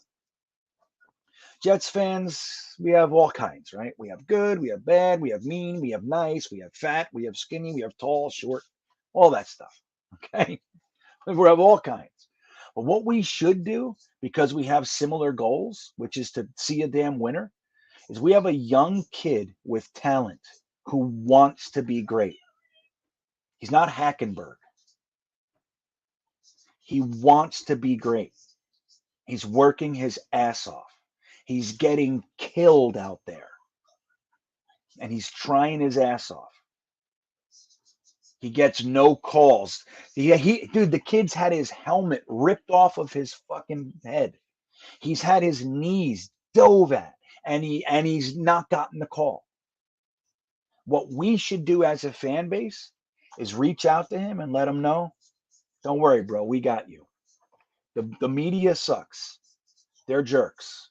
We got you. We're with you. If you suck, you suck. But right now, we got your back. Know that. That's what we should say. I wrote him a message. He never replied. I doubt he ever saw it. But I wrote it nonetheless. Said, hey, buddy, it can be tough here. Just know there are plenty of us that are with you. And you guys know, I wasn't a big Zach blowhard before the draft. I was not. I got my head chopped off for it more than once. I got DMs telling me I was actually a hater. You're a hater in disguise. You're pretending to be objective, but you're really a hater. So that's interesting. Thanks for telling me. Thanks for telling me that about myself. You know what I mean?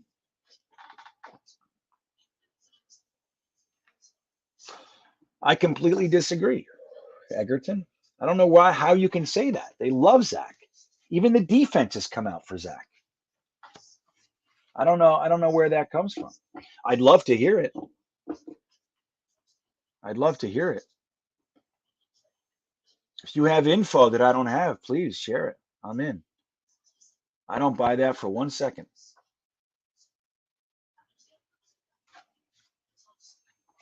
Yeah, Thomas, they'll get fined if they do. They're not allowed. You know that? They have to spend so much time with the media. I would love to be in that room.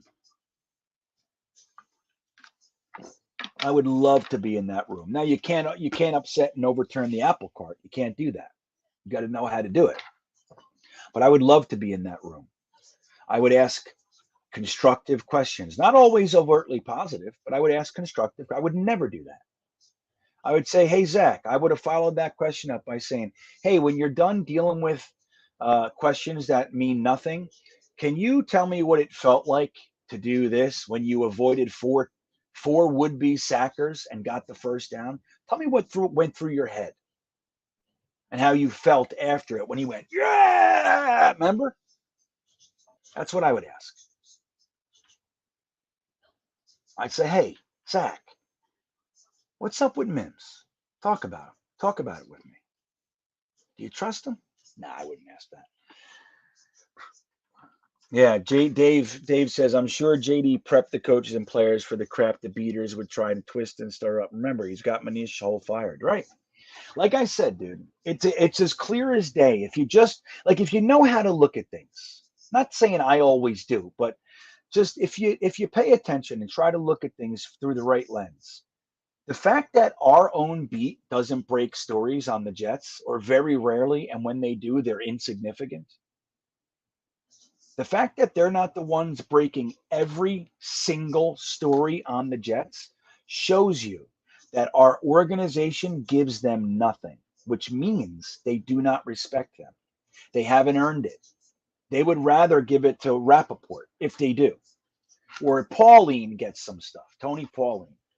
He's pretty good. He tends to, he doesn't always write positive articles, but he doesn't need to be positive.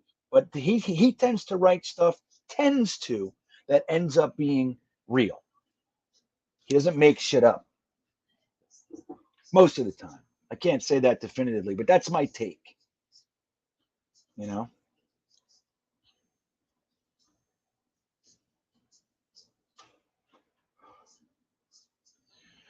Yeah, but what if he doesn't? Does that mean he's not, Justin? He says, that's the thing. I don't think anything could be definitively decided this year. It just can't. But what can be said is that he's progressing. That's it. If he comes out and lights up the Jaguars like Sam Darnold did against the Broncos or the Colts that year, it just means it's a good game. It's good. It's a good sign. But it doesn't mean he's going to have a great career either. That's like what I say about draft picks. A lot of guys get nuts how a draft pick looks his first year. A great example is Sheldon Richardson. Sheldon Richardson came onto our team, won Defensive Rookie of the Year, had an okay sophomore year. He was kind of blah after that, got traded. Seattle let him go. Seattle traded a second-round pick and Jermaine Kearse for him and let him go the following year. He went to Detroit, was up there for a year. Then he signed. He's been a journeyman. Where's Sheldon Richardson now? He's not with the Browns, right? Am I wrong? Let me see.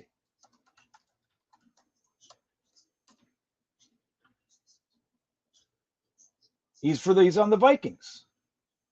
You see? So who didn't think Sheldon Richardson was going to be great? I did. He was up there on the podium winning the award, thanking Rex Ryan. I said, "Oh man, we got the right coach. We got the right players." And it was gone. It never worked. So that's the thing. It's like when guys are slow to get their careers going, like a Demario Davis, it doesn't mean that they suck. It just means they're taking some time. And when guys shoot out like a cannon, it doesn't mean that their careers are going to be great. It doesn't mean stuff. It can, sure.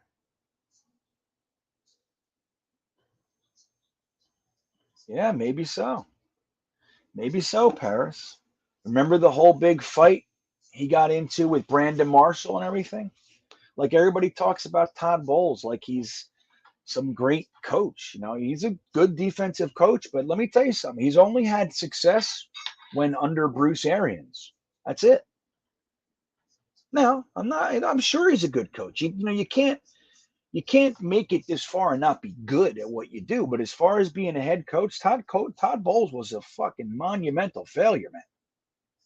3 offensive coordinators in 2 years, 2 of which were retired before he hired them. What is that? His defensive coordinator is a glorified position coach. Never questioned him. It never got rid of him because he's his buddy. Brandon Marshall, Sheldon Richardson, the locker room's fractured. Geno Smith got his jaw broken under Todd Bowles' watch. You know what I mean? Like lots of stuff. So, you know, and the same thing applies there. Todd Bowles had that 2015 with Fitzmagic, Brandon Marshall, Eric Decker, Chris Ivory. What a fun year. It collapsed at the end, and everybody thought, man, we got the right coach. And he was done. You know what I mean? And now it just, you got to give things time, is my point. I know, toilet bowls, right? That was the easiest one. That came out quick. As soon as he started stinking, it was like toilet bowls.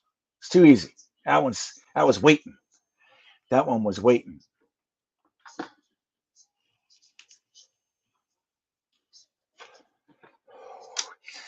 Bart Scott said that he knows what happens in locker rooms.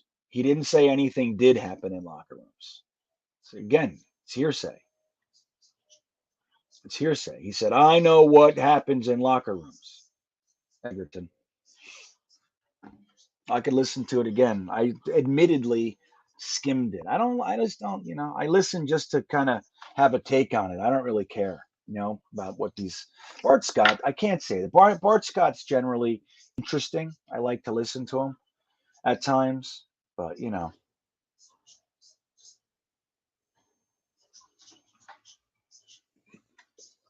that's a good point, Iowa Jets fan.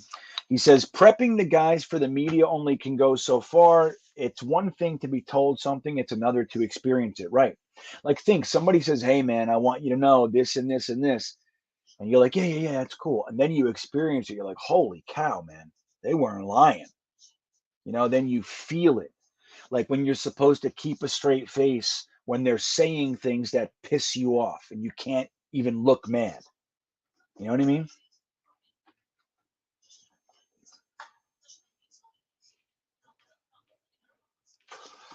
If you haven't hit the like button, let's do it. You guys can do it. David Gerard, right, man. He says the Seahawks lost. So we now have the 4th and 8th picks. I can't believe it that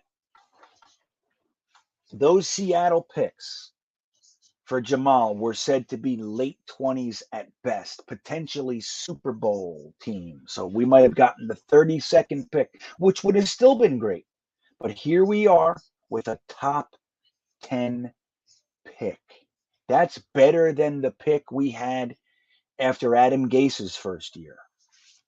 Isn't that crazy?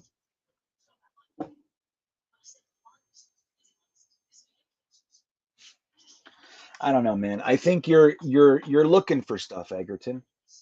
I mean, we have no idea why anything goes on. Maybe they're not supposed to be the ones to retaliate because the retaliation always gets the penalty. I don't know. You know what I mean? Why didn't Saleh run down the sideline and freak out when Zach got his knee dove at? I don't know. Why didn't he? Does it because he doesn't like Zach? You know what I'm saying?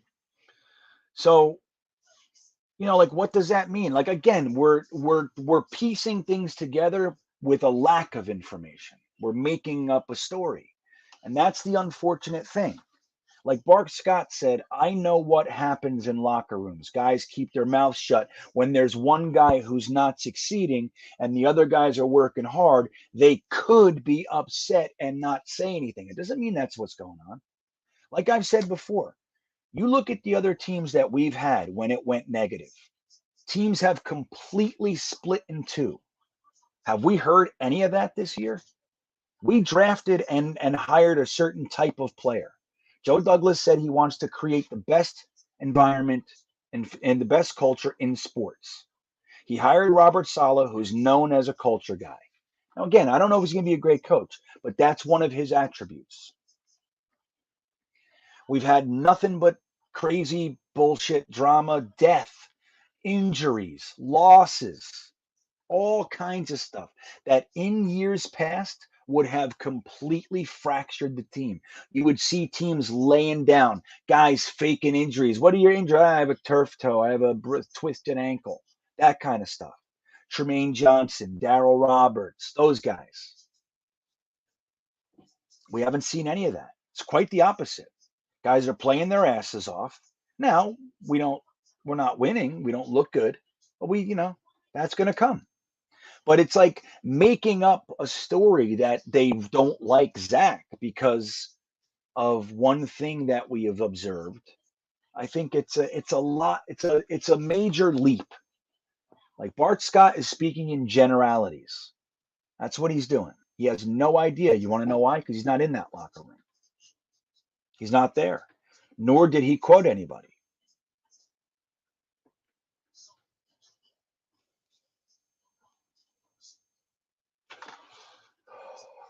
And I understand, Egerton, just to be clear, I do understand what you're saying. Like I do. Again, I'm just trying to pump the brakes a little bit on where we take this to. Like conclusions are drawn when there's no evidence. Like we don't have it. We have hearsay. Hearsay will never put someone in jail. Not now, anyway. Back in the old days, maybe. But like you can't if you walk into a court proceeding and all you have is hearsay. Well, look, I've been in locker rooms and I know how it is. Yeah, were you in that locker room? Do you know how it is there? Well, not exactly. Okay, then what are you talking about? In this realm, it's allowed because all they want is views and clicks, and it works.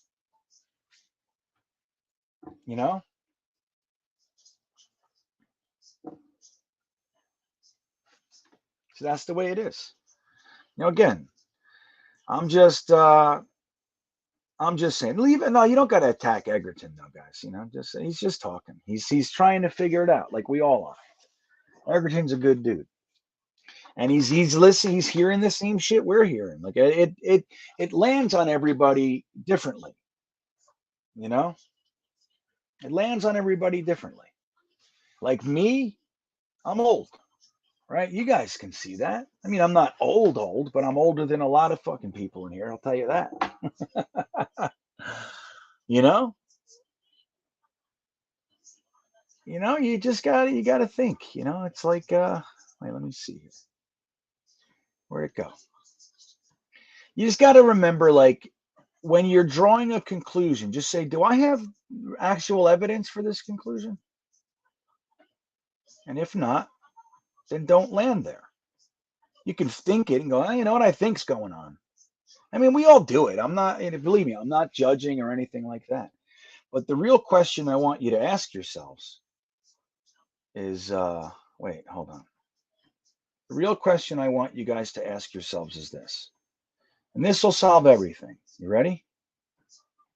This is what we got to do here. You just got to remember, what would GreenBean do? And then you'll be fine. Okay? I got your backs. I do. I got your backs. See? What would GreenBean do? That guy looks like he's got the answers, doesn't he? Doesn't he look good?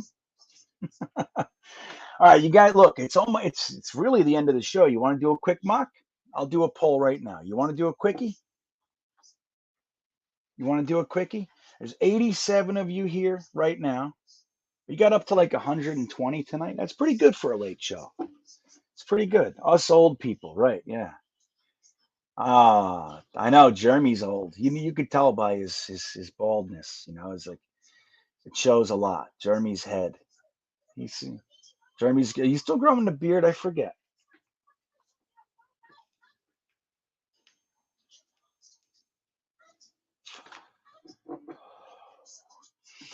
You know what, Jets Blues? I think about this one. I want to know right now, do you guys want Jets Blues is the last thing I'll say, and then we're going to do a mock or not do a mock. We're either going to end the show or we'll do a mock, okay?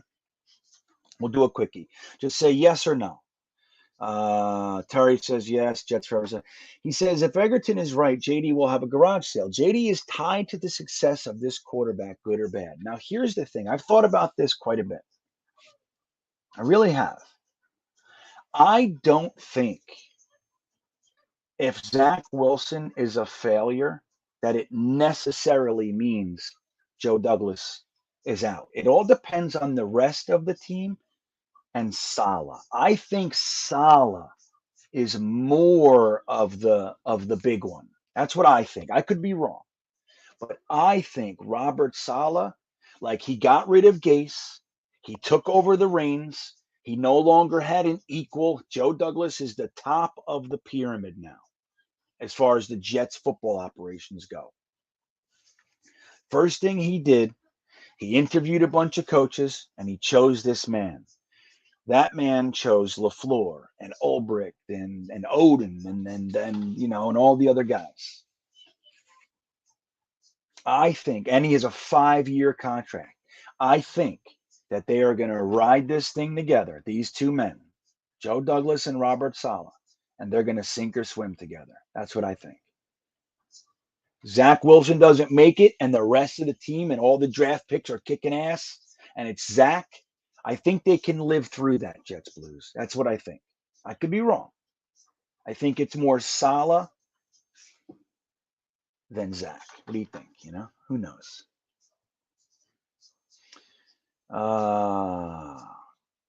You guys want to do? Wait, do you want to do a quickie? James Strite says, yeah, we do. Okay, let's do a quick one. Okay, we're going to do a quick one.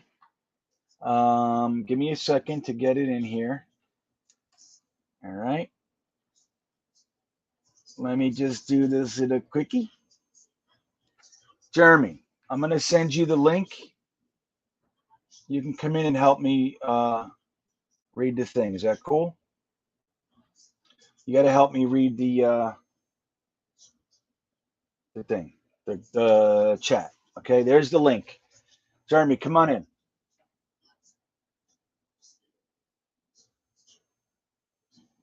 Just enjoy the season, Dark Soldier. What are you doing? That's crazy. Yeah, just enjoy tanking the season. I get it. Yeah, Douglas is on a 6-year deal. He has 2 of those years done. Yeah, 2. All right, so I'm going to share my screen. Jeremy, you coming? Did you go to bed? What are you doing? I just sent it to you. Come on. Let's see. Okay, here we go. Here's our mock simulator. Jeremy's taking his sweet ass time. All right, so we're going to pick the Jets. We're going to pick 7 rounds. And we're going to do fast, okay? We got to get through this fast. Let me take this comment off the board here. I want you guys to know, though, I like that this is a kind of a safe place, especially this show. It always is on my shows, on my streams. But this one in particular, it feels like a safe place for me. Like we can be real here without, we don't got to chop each other's heads off. We can just talk. No bullshit. It's okay to disagree with each other. It's okay. But it's okay to have a thought, hear an opposing position and go, wow, I didn't think of that. That's interesting. All right, let's say hello to the bald man. Look at Yeah. Bald. Keep it up, mister. Keep it up. All right. You help me with the chat. I'm going to go over to the sim and kind of run that, okay? Okay, let me get it open on my computer. You got this page open? Yeah.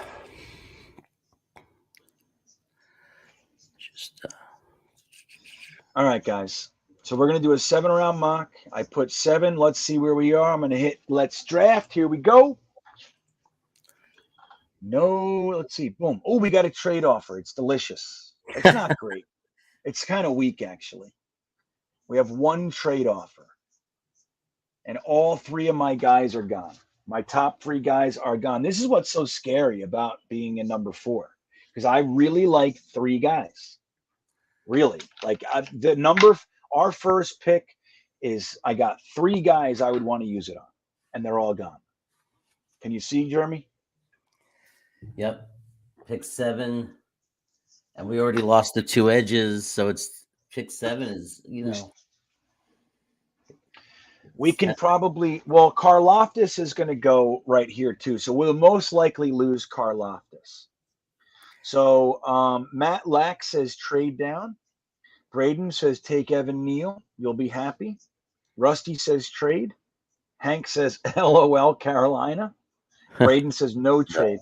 All right, so let's do this. First things first, and I'm just gonna count the first few. Okay, so get your votes in quick. Trade or no trade? Yes, no.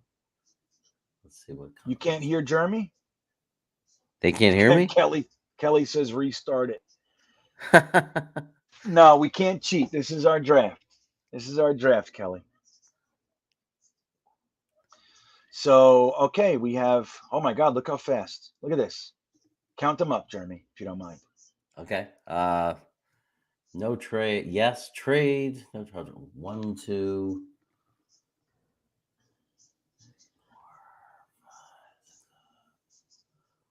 I think there's a little bit no trade. Only no vote trade. once. No trade. Only vote once. Yeah, because I see people voting twice. Only vote once, guys.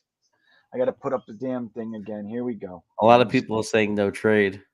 All right, no trade. So that's what we're doing. Okay. We're going to deny the trade. I agree. Wait for the next one. We'll trade the next one. Do I still have no audio? I don't know. I hear you fine. Yeah, it doesn't make Can any you guys sense. hear him? You can hear him, right? All right. So here we go. Who we taking now? We have Evan Neal, Andrew Booth, Kenyon Green, who I like a whole bunch. We have quarterbacks. We have George Karloftis. Let's just stick with defense real quick. I just want to see. You got Stingley.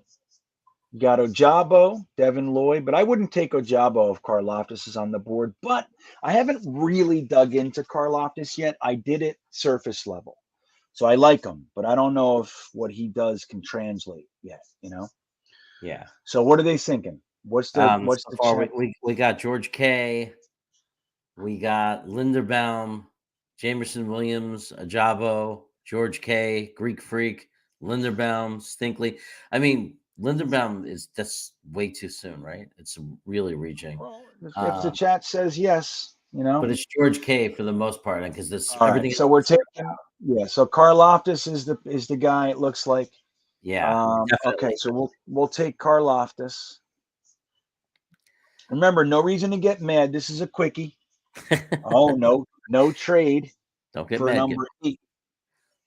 So we didn't get a trade. So here's the guys who went since then: Andrew Booth, Evan Neal, and Kenyon Green. So the 2 top offensive linemen are off the board, and this Sims top cornerback is off the board. So I want to point something out to you guys. Look how this went: defense, defense, defense, defense, defense, offense, offense. Do you see how it goes? It's just something to consider. All right, guys. So who do we want? We have Derek Stingley. You got Linderbaum. You have some really good linebackers. The top linebackers on the board are here: Devin Lloyd and Nakobe Dean. You also have injured Drake London, but 6'5". You also have an offensive tackle here. So what's the chat want? They all want this guy, this defensive tackle, Devon Neal. No, I'm just kidding. I won't even allow that. I'm like, no. You know how I am with the I go to the chat, but I can't allow that noise. It's Linderbaum is winning easily. There's some Stringleys in there, but Linderbaum is dominating. These guys got to start. I want to just make a recommendation. We'll take your guy Linderbaum, but I want to make a recommendation that people look at more centers than Linderbaum, because you're going to see what I'm talking about. You guys got to get some new names. This third round center. Yeah. There you go. There's Kingley. There goes the linebackers. Both of them are gone. All right. So we have a trade. They want us to slide back to 44. They'll give us pick 88. This one wants 42. And this is a significantly better trade. So if we're going to take one, it's going to be the Falcons. I will remind you that we have pick 35 and 39 and 68. So if we move back to 42 and gain 73, that's a third round pick. That would give us 39, 42, 68, 73. So that would be a good deal. So far, I'm getting a lot of trades. Falcons, trade. And we'll counter it too. Yes, trade. All right, so Brandon let's Smith. counter it. I'm going to try to get. Let's try to get their pick 189 as well. Let's see if they'll do that. Ooh, that could They be our said kicker. no. Okay, let's see if they'll give me next year's 7th. They said no. Okay, this is straight up. So we're going to take the trade and watch what happens. Who did they want at 35? They wanted quarterback Kenny Pickett. Look at that. So now the New England's offering us. We don't want to slide back this far, in my opinion. They'll give us next year's second.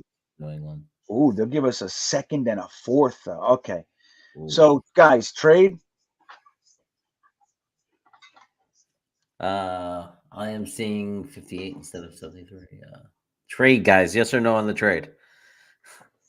I don't think this New is. England. I think we should pick. No. Yeah. Yeah, we're getting those. Okay. So, what position do we want? To remind you, we took an edge and a center.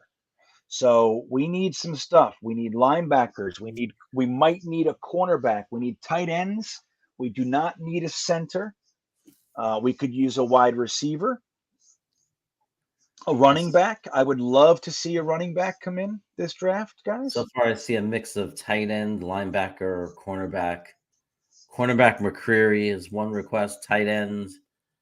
Trent McDuffie's there. He's a good cornerback. I like Christian Harris.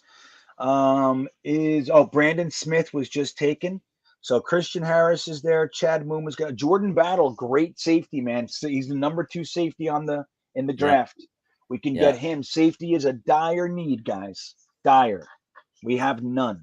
Wademeyer will be there in the next pick, though. Doesn't make sense to use him now.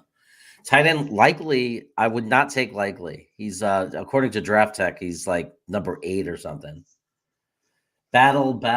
We got a few battles in a row. Yeah. We got Likely 4 or battles. McDuffie. Battle or McDuffie. I'm with Matt Lack. I got to tell you, I'm thinking Battle or McDuffie. That's what I'm thinking here.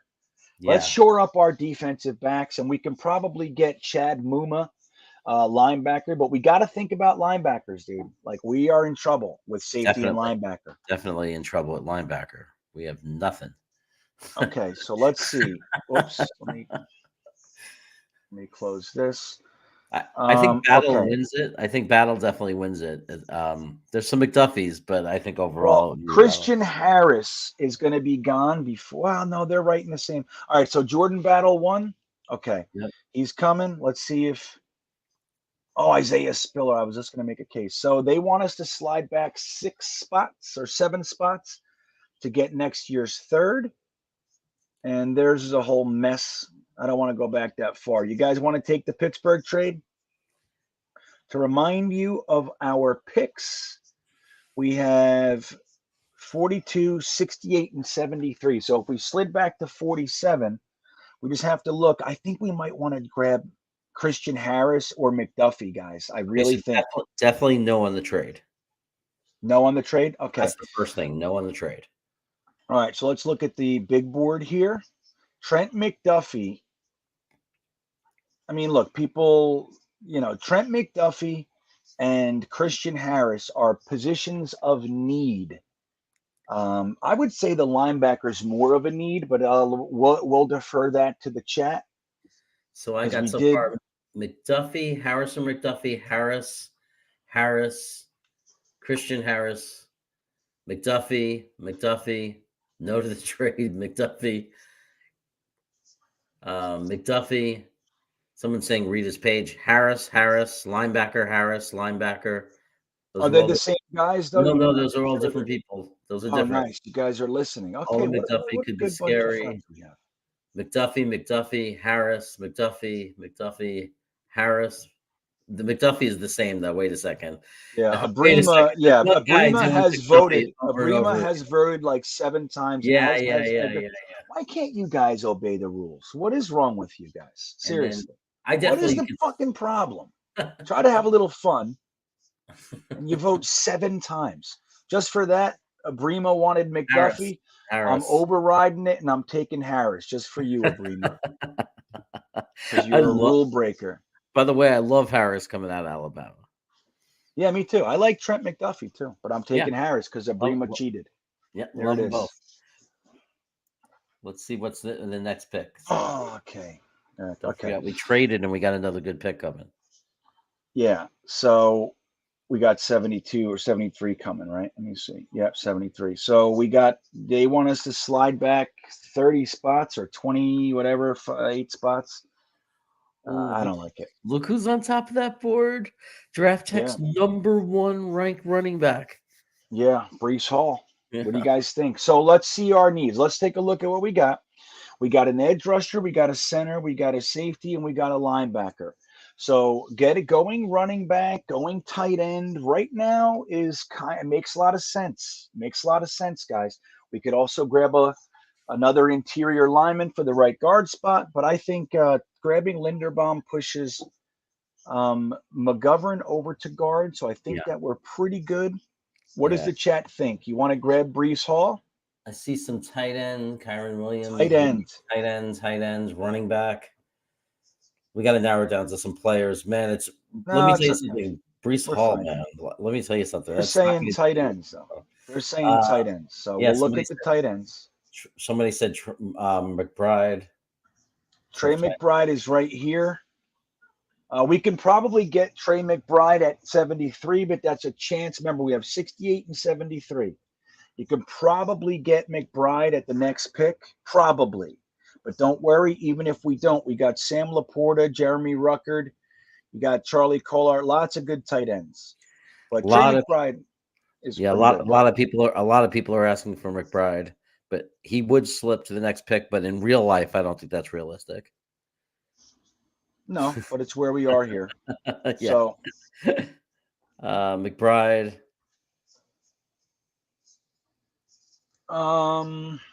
Yeah, lots of good players here. So they want McBride. Right. Yeah, a lot of people are saying that Hall looks really good right now, and I guess they like Eccles. Yeah, okay. All right, so we're taking Trey McBride. Here he comes. All right, Jared Patterson's gone. Kyron Williams is gone. That's okay. I think Brees Hall, is he still there? Let me see something. Yeah, he's still there. They took Kyron Williams. So we could now get our running back to pair with Michael Carter. That would be amazing. That would be a really good pick. We also have some cornerbacks up here. What positions are we thinking? We got wide receivers. Can get another edge. We can get an offensive tackle. I see running back. Someone keeps on saying Hall. I don't know what they're talking about. Is there a player? Brees Hall. Brees Hall. Yeah, okay. I'm not paying attention. Yeah, it's a lot of Hall or cornerback, but people are specifically saying Brees Hall. He's #1 on Draft Tech, and I read about him, and it's like he's insane. He might be better than Michael Carter. Yeah, well, it's a funny thing. Like, that's how they kind of looked at it last year. They had Michael Carter rated as one of their top running backs, and the fact that he was sitting there in the 4th, they couldn't believe it. Yeah. So, same kind of thing. You guys, so Flatbush Dre, salute. We don't have enough Halls on the teams or Carters. That's right. We need 2. This is right up your alley, Jets Blues, right? You got to take Brees Hall. Paris wants a cornerback. It's a lot of Halls. A lot of Halls, a lot of running back. Dave Miller wants another tight end. We'll get one later. They're arguing over Hall and Haskins, but Haskins is way later. Let me see. Yeah. As far as this one, I understand, but as far as yeah, Haskins, like, you can get Haskins he's rated their 185th player. Brees Hall is 45, and we're in the 70s. Somebody's asking what tackles are there. Are there any tackles left? Yeah, I don't know why they're asking about tackles. Yeah. Oh, we should grab one. I like Tyler Smith. Another Falele thing. He did lose 20 pounds, so there's that. Again, I haven't dug into this level of tackle yet, so I'm not really up on a lot of these guys. Yeah, people are asking if George Pickens is there. He is, because he's ranked very low in PFN. So Yeah. so he's always there. So it's Brees Hall. I think it's Brees That's what Hall. I'm. Yeah, Okay. it is. It Thank is. you. There he comes. Remember, we're attempting to do a quickie here. K109. Let's double check what we did. We got an edge. We got a center. We got a safety. We got a linebacker. We got a tight end. We got a running back. And we have 4 picks left. So, tackle, cornerback, maybe a double up on tight end. We can grab a wide receiver. We should be doing some of this stuff. Let me look at the wide receivers. I want Zay Flowers. I don't know if he was taken yet. Somebody ask if Murma's still there. Who? Murma or Muma? Muma's gone. No, Muma's gone, buddy. Okay. Someone's saying cornerback. We need a cornerback, and wide receiver, linebacker, defense, wide receiver, Billingsley, defense. Well, look, you have the 2 Alabama boys are still here. Linebacker or corner. Someone's saying take 2 tight ends. Yeah, I'm totally on that tip. But we got Josh Jobe is still here. You got Tomlinson still here. Hodges Tomlinson. I would go for Josh Jobe over any of these guys, but I do like Tariq Castro Fields. Yeah, I usually go Joby around here in this kind of situation if I haven't taken a cornerback personally. But I also think that like Sam Laporta will be available later if you want to double up on tight end. Plus, yeah. But we got too many corners, someone is saying. No one is taking jobs at 188. Tomlinson. Pickens is my pick. It's getting tough because we need to give them just 2 choices. Well, I don't know. I'm just letting them run it, but we're still going to just do it quick. So they're saying cornerbacks. That's what they're saying. I saw a lot of people saying corner. Okay, so which cornerback then? We got Tomlinson, we got Jobe, and we got Tariq Castro Fields. Pick a player. Joby will. I would go with Josh Jobe. Someone's saying he'll be 24. I don't know if that's a critique or not. Joby for Eminon, New York is saying Joby. Gotta go with Kobe if you're getting a corner. That was Matt Lack. Tomlinson, Kobe. What do you think? Give me an answer.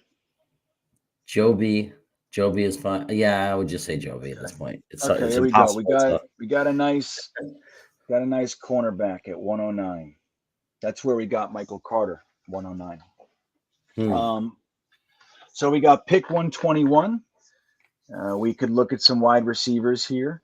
Maybe some quick guys. George Pickens is still there. There he is. Charleston Rambo is still there. Kyle Phillips.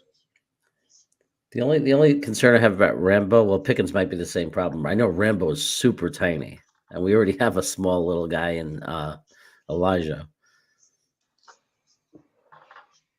They're saying get a quick guy. Yeah, that's Rambo. Yeah, he's quick. He's just small, but that might George Pickens is 6'3", 200 pounds. You see that? I kind of like that height. Yeah, me too. Especially because Mims doesn't look like he's a part of the plan. Is he a crisp route runner? That's what I'm looking for. Well, this system, Pickens. Okay, so Pickens it is. Here he comes. Yeah, Pickens. All right, yes. Pickens it is. So now we should start. Look, we haven't picked an offensive lineman since the first. We have 3 picks left, right? 2 picks. This is the second to last pick. So here's our big board. We got some linebacker up top. Oh, Servakia Dennis. He's there. Cade Mays, nice guard from Tennessee.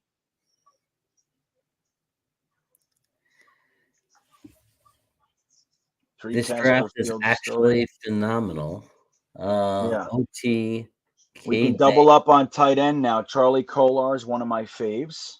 The fact if he's there this late, I mean, he will be. Really? Because dude, there's a devaluation of tight ends going on league wide. It happened last year too. It's going to happen this year. This is a very deep tight end class.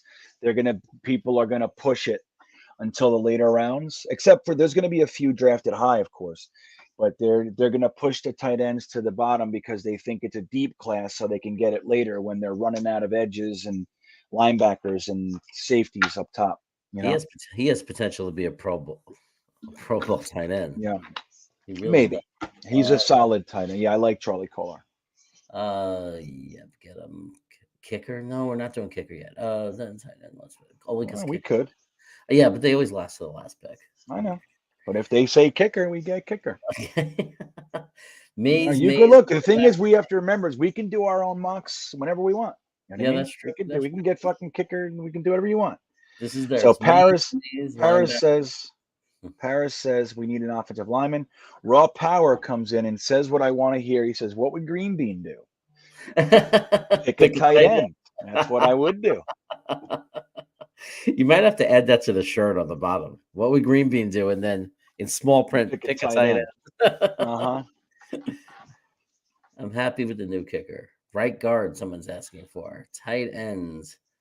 Whatever this is, it's more of a developmental, right? I mean, for certain positions, a guard or a tackle would be developmental. Potentially. I mean, look, last year you could say that, right now, we got Michael Carter II back here. We got, Hamza Nasruddin, who's not playing yet, but Bryce Hall, that's who we got here. Joe Douglas knows how to take these guys. Yeah. We got a lot of tight ends. Look, here. They all say, so Dark Soldier wants Cade Mays. Damn right I want Fryermuth. I think he just said he's out for the year or something. He just got injured on Sunday. Brian Goldstein says fullback.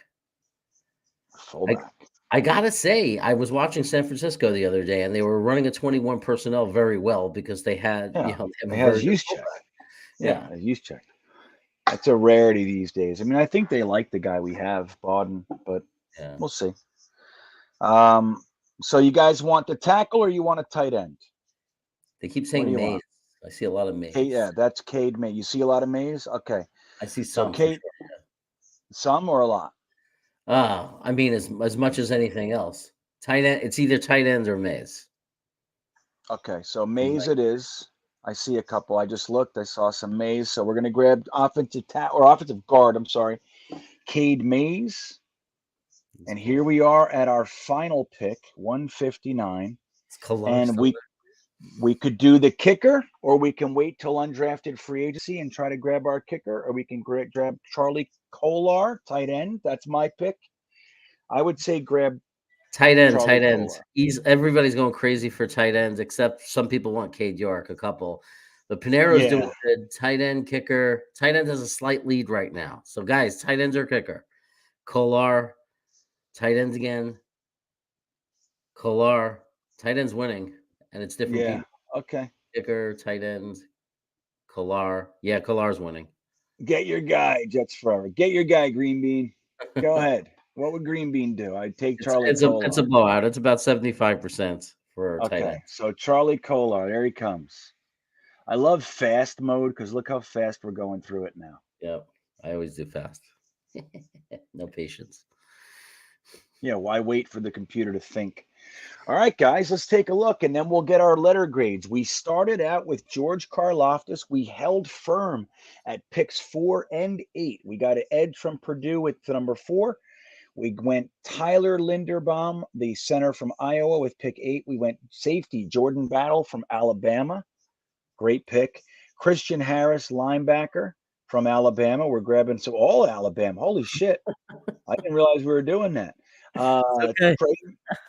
We grabbed a tight end in the 3rd, Trey McBride, Colorado State. Then we grabbed the running back to pair with Michael Carter, Breece Hall. Went back to Alabama and said, you know what? We're tired of grabbing these small school guys. We're going to the SEC, to the top dog. And we grabbed our 3rd defensive player from Alabama. Cornerback, George Pickens, wide receiver from Georgia. Offensive guard, Cade Mays from Tennessee. And tight end Charlie Kolar. Let's see your letter grades. Jeremy, what do you think? Letter grade. and this is no fault of the chat or our own. We didn't get the trade offers that we usually get. And sometimes I get Yeah, it's not lucky happening. and sometimes we get lucky. I get lucky a lot now lately with getting Thibodeau or Hutchinson. Um, I'm going to say we did it's a B plus for what we were offered and what was available. Yeah. Interesting. Well, you know what, Flatbush Dre, I'm going to tell you, I'm sorry, Yaboa has been playing special teams consistently as of late, like really consistently. He's been playing for the past 6, 7 games or so, consistently on specials. So he's on the field. He's part of the 53. He got off the practice squad. I think that after another, like an NFL offseason, knowing the system, full training camp, I think he's going to get his shot next year, and I'm fine with that.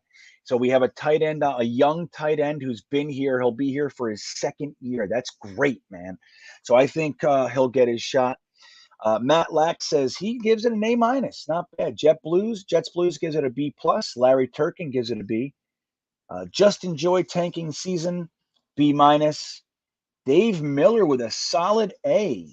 Deli 83 gives it a C plus. Egerton comes in with a B plus. Dark Soldier B plus. Rusty Spooner with a B. Oh, Paris gives it an A. Kelly McTavish gives it a B as well. Emanon gives it an A minus. And Terry Monroe says better than the other day, B plus. Deli says he's not taking Karlaftis that high though. Well, maybe not. But listen, man, if you're at 8 and you can't get a trade back and you want one of the top edges in the draft and you know that he is going to be gone by the time you pick again, that's when you justify a reach. If you're like, hey, this is my last chance getting it. I don't not pick him at 8 because I think he should be 15 if my next pick is 33. You know what I'm saying?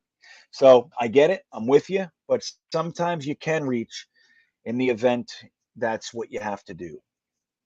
Brad Finkel says, I like this draft. Love the Hall pick. Yeah, me too. I like that pick too. Braden Bethweed, B plus. Look at this. Mike Chermach says B. Dre says nice. I know Kelly said we needed to trade down. Derek Luker, solid A minus. Winston Smith, B plus. Gang Green, really good centers in the second, no corners in the second, B minus. I feel the same way, Gang Green. Like I think a lot of people are in love with Linderbaum, and for good reason, but I don't think they've necessarily taken the time yet to really understand the support after Linderbaum when certain positions fall off a cliff in the first and center does not. So you can get 2 premium players for the price of 1, so to speak, by going another way. But if you love Linderbaum, you love Linderbaum. You know what I mean? The best part about Uh, Lindenbaum is that, I mean, to me, the only plus to it is you have a competition at right guard between the doctor and McGovern. So you have a lot more going on at right guard that way. So you do put a check box next to that position. right on. Yeah. Right on. Jets Forever says an A minus. Flatbush Dre said B. Gang Green said Hamilton over Linderbaum, wide receiver over running back at 7-3. Yeah, Hamilton was gone, Gang Green. So I'm with you, but he wasn't there. He wasn't even there at 4. He didn't have a good trade offer at 4. You're right. It's that simple. So Deli would have gone Hamilton at 8, even though Hamilton was the 3rd overall pick, but he's still sticking to that. He's not buying it. He thinks he's still there. I don't care. I'm taking him. Let's see. Yeah, Braden says Karlaftis is fine at 4, but the Seattle pick should be traded multiple times if possible in short increments. Yeah, it would be. Looks, man, I would love to drop a couple picks and gain a first. I would love it. I know in the previous show on Ryan's channel we were talking. They're kind of done talking about trades. What I pointed out a couple weeks ago was, yeah, we talk about trade backs a lot in the first, but we haven't seen one in decades. I mean, you know what I mean? The last time we traded back in the first, correct me if I'm wrong, was the 90s. You know, so we talk about it a lot, but it doesn't happen a lot. So I'm still in. If we trade back in the first, I'm still in. As long as we don't lose out on a truly premium player that can't be backed up in the later in the round. Right. Jets Forever says Zach got 2 offensive linemen, a running back, a wide receiver, and 2 tight ends. Not a bad haul, my friends. And that's funny because we did that while focusing on defense. Yeah. See? That's how you do it, my friends. That's how you do it. I know, right, Della? You see. You came in just a minute late. He's like, oh, I get it. All right, guys. Well, I think we're going to wrap this up. This show is 34 minutes longer than usual, so we did a good one. Not a bad timeline for a mock. Not bad. Not bad. So, Jeremy, I appreciate you popping in. Guys, don't forget to like and subscribe. Again, if you want to be in the contest to win a shirt and the Manscaped Ultra Smooth Pack, all you have to do is subscribe here and at my other channel, Full Time Coaster Tour, and you are in. That's all you have to do. If you want an extra entry, go to my Instagram and follow me there, GreenBean the Jets fan. If you want to be nice, go to my Twitter, GreenBean the Jets fan, and follow me there. So all that said, I wish you a fine rest of the evening. Thanks to my international people who came in with us today. So good to see you guys. I appreciate it. And always remember, let me see. Hold on a second.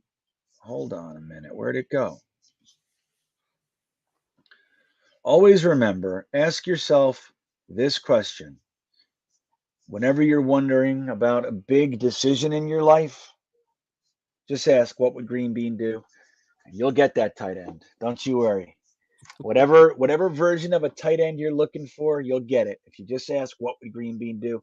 Guys, have a happy holiday. I'll see you Thursday for the Thursday thick of it. We have Glenn Naughton from Jetnation Radio coming on with us. But in the event I don't see you Thursday, please have a safe and happy holiday season. Merry Christmas, Happy New Year. And I hope everybody gets through it safely. So have a great night, everybody. We'll see you next time.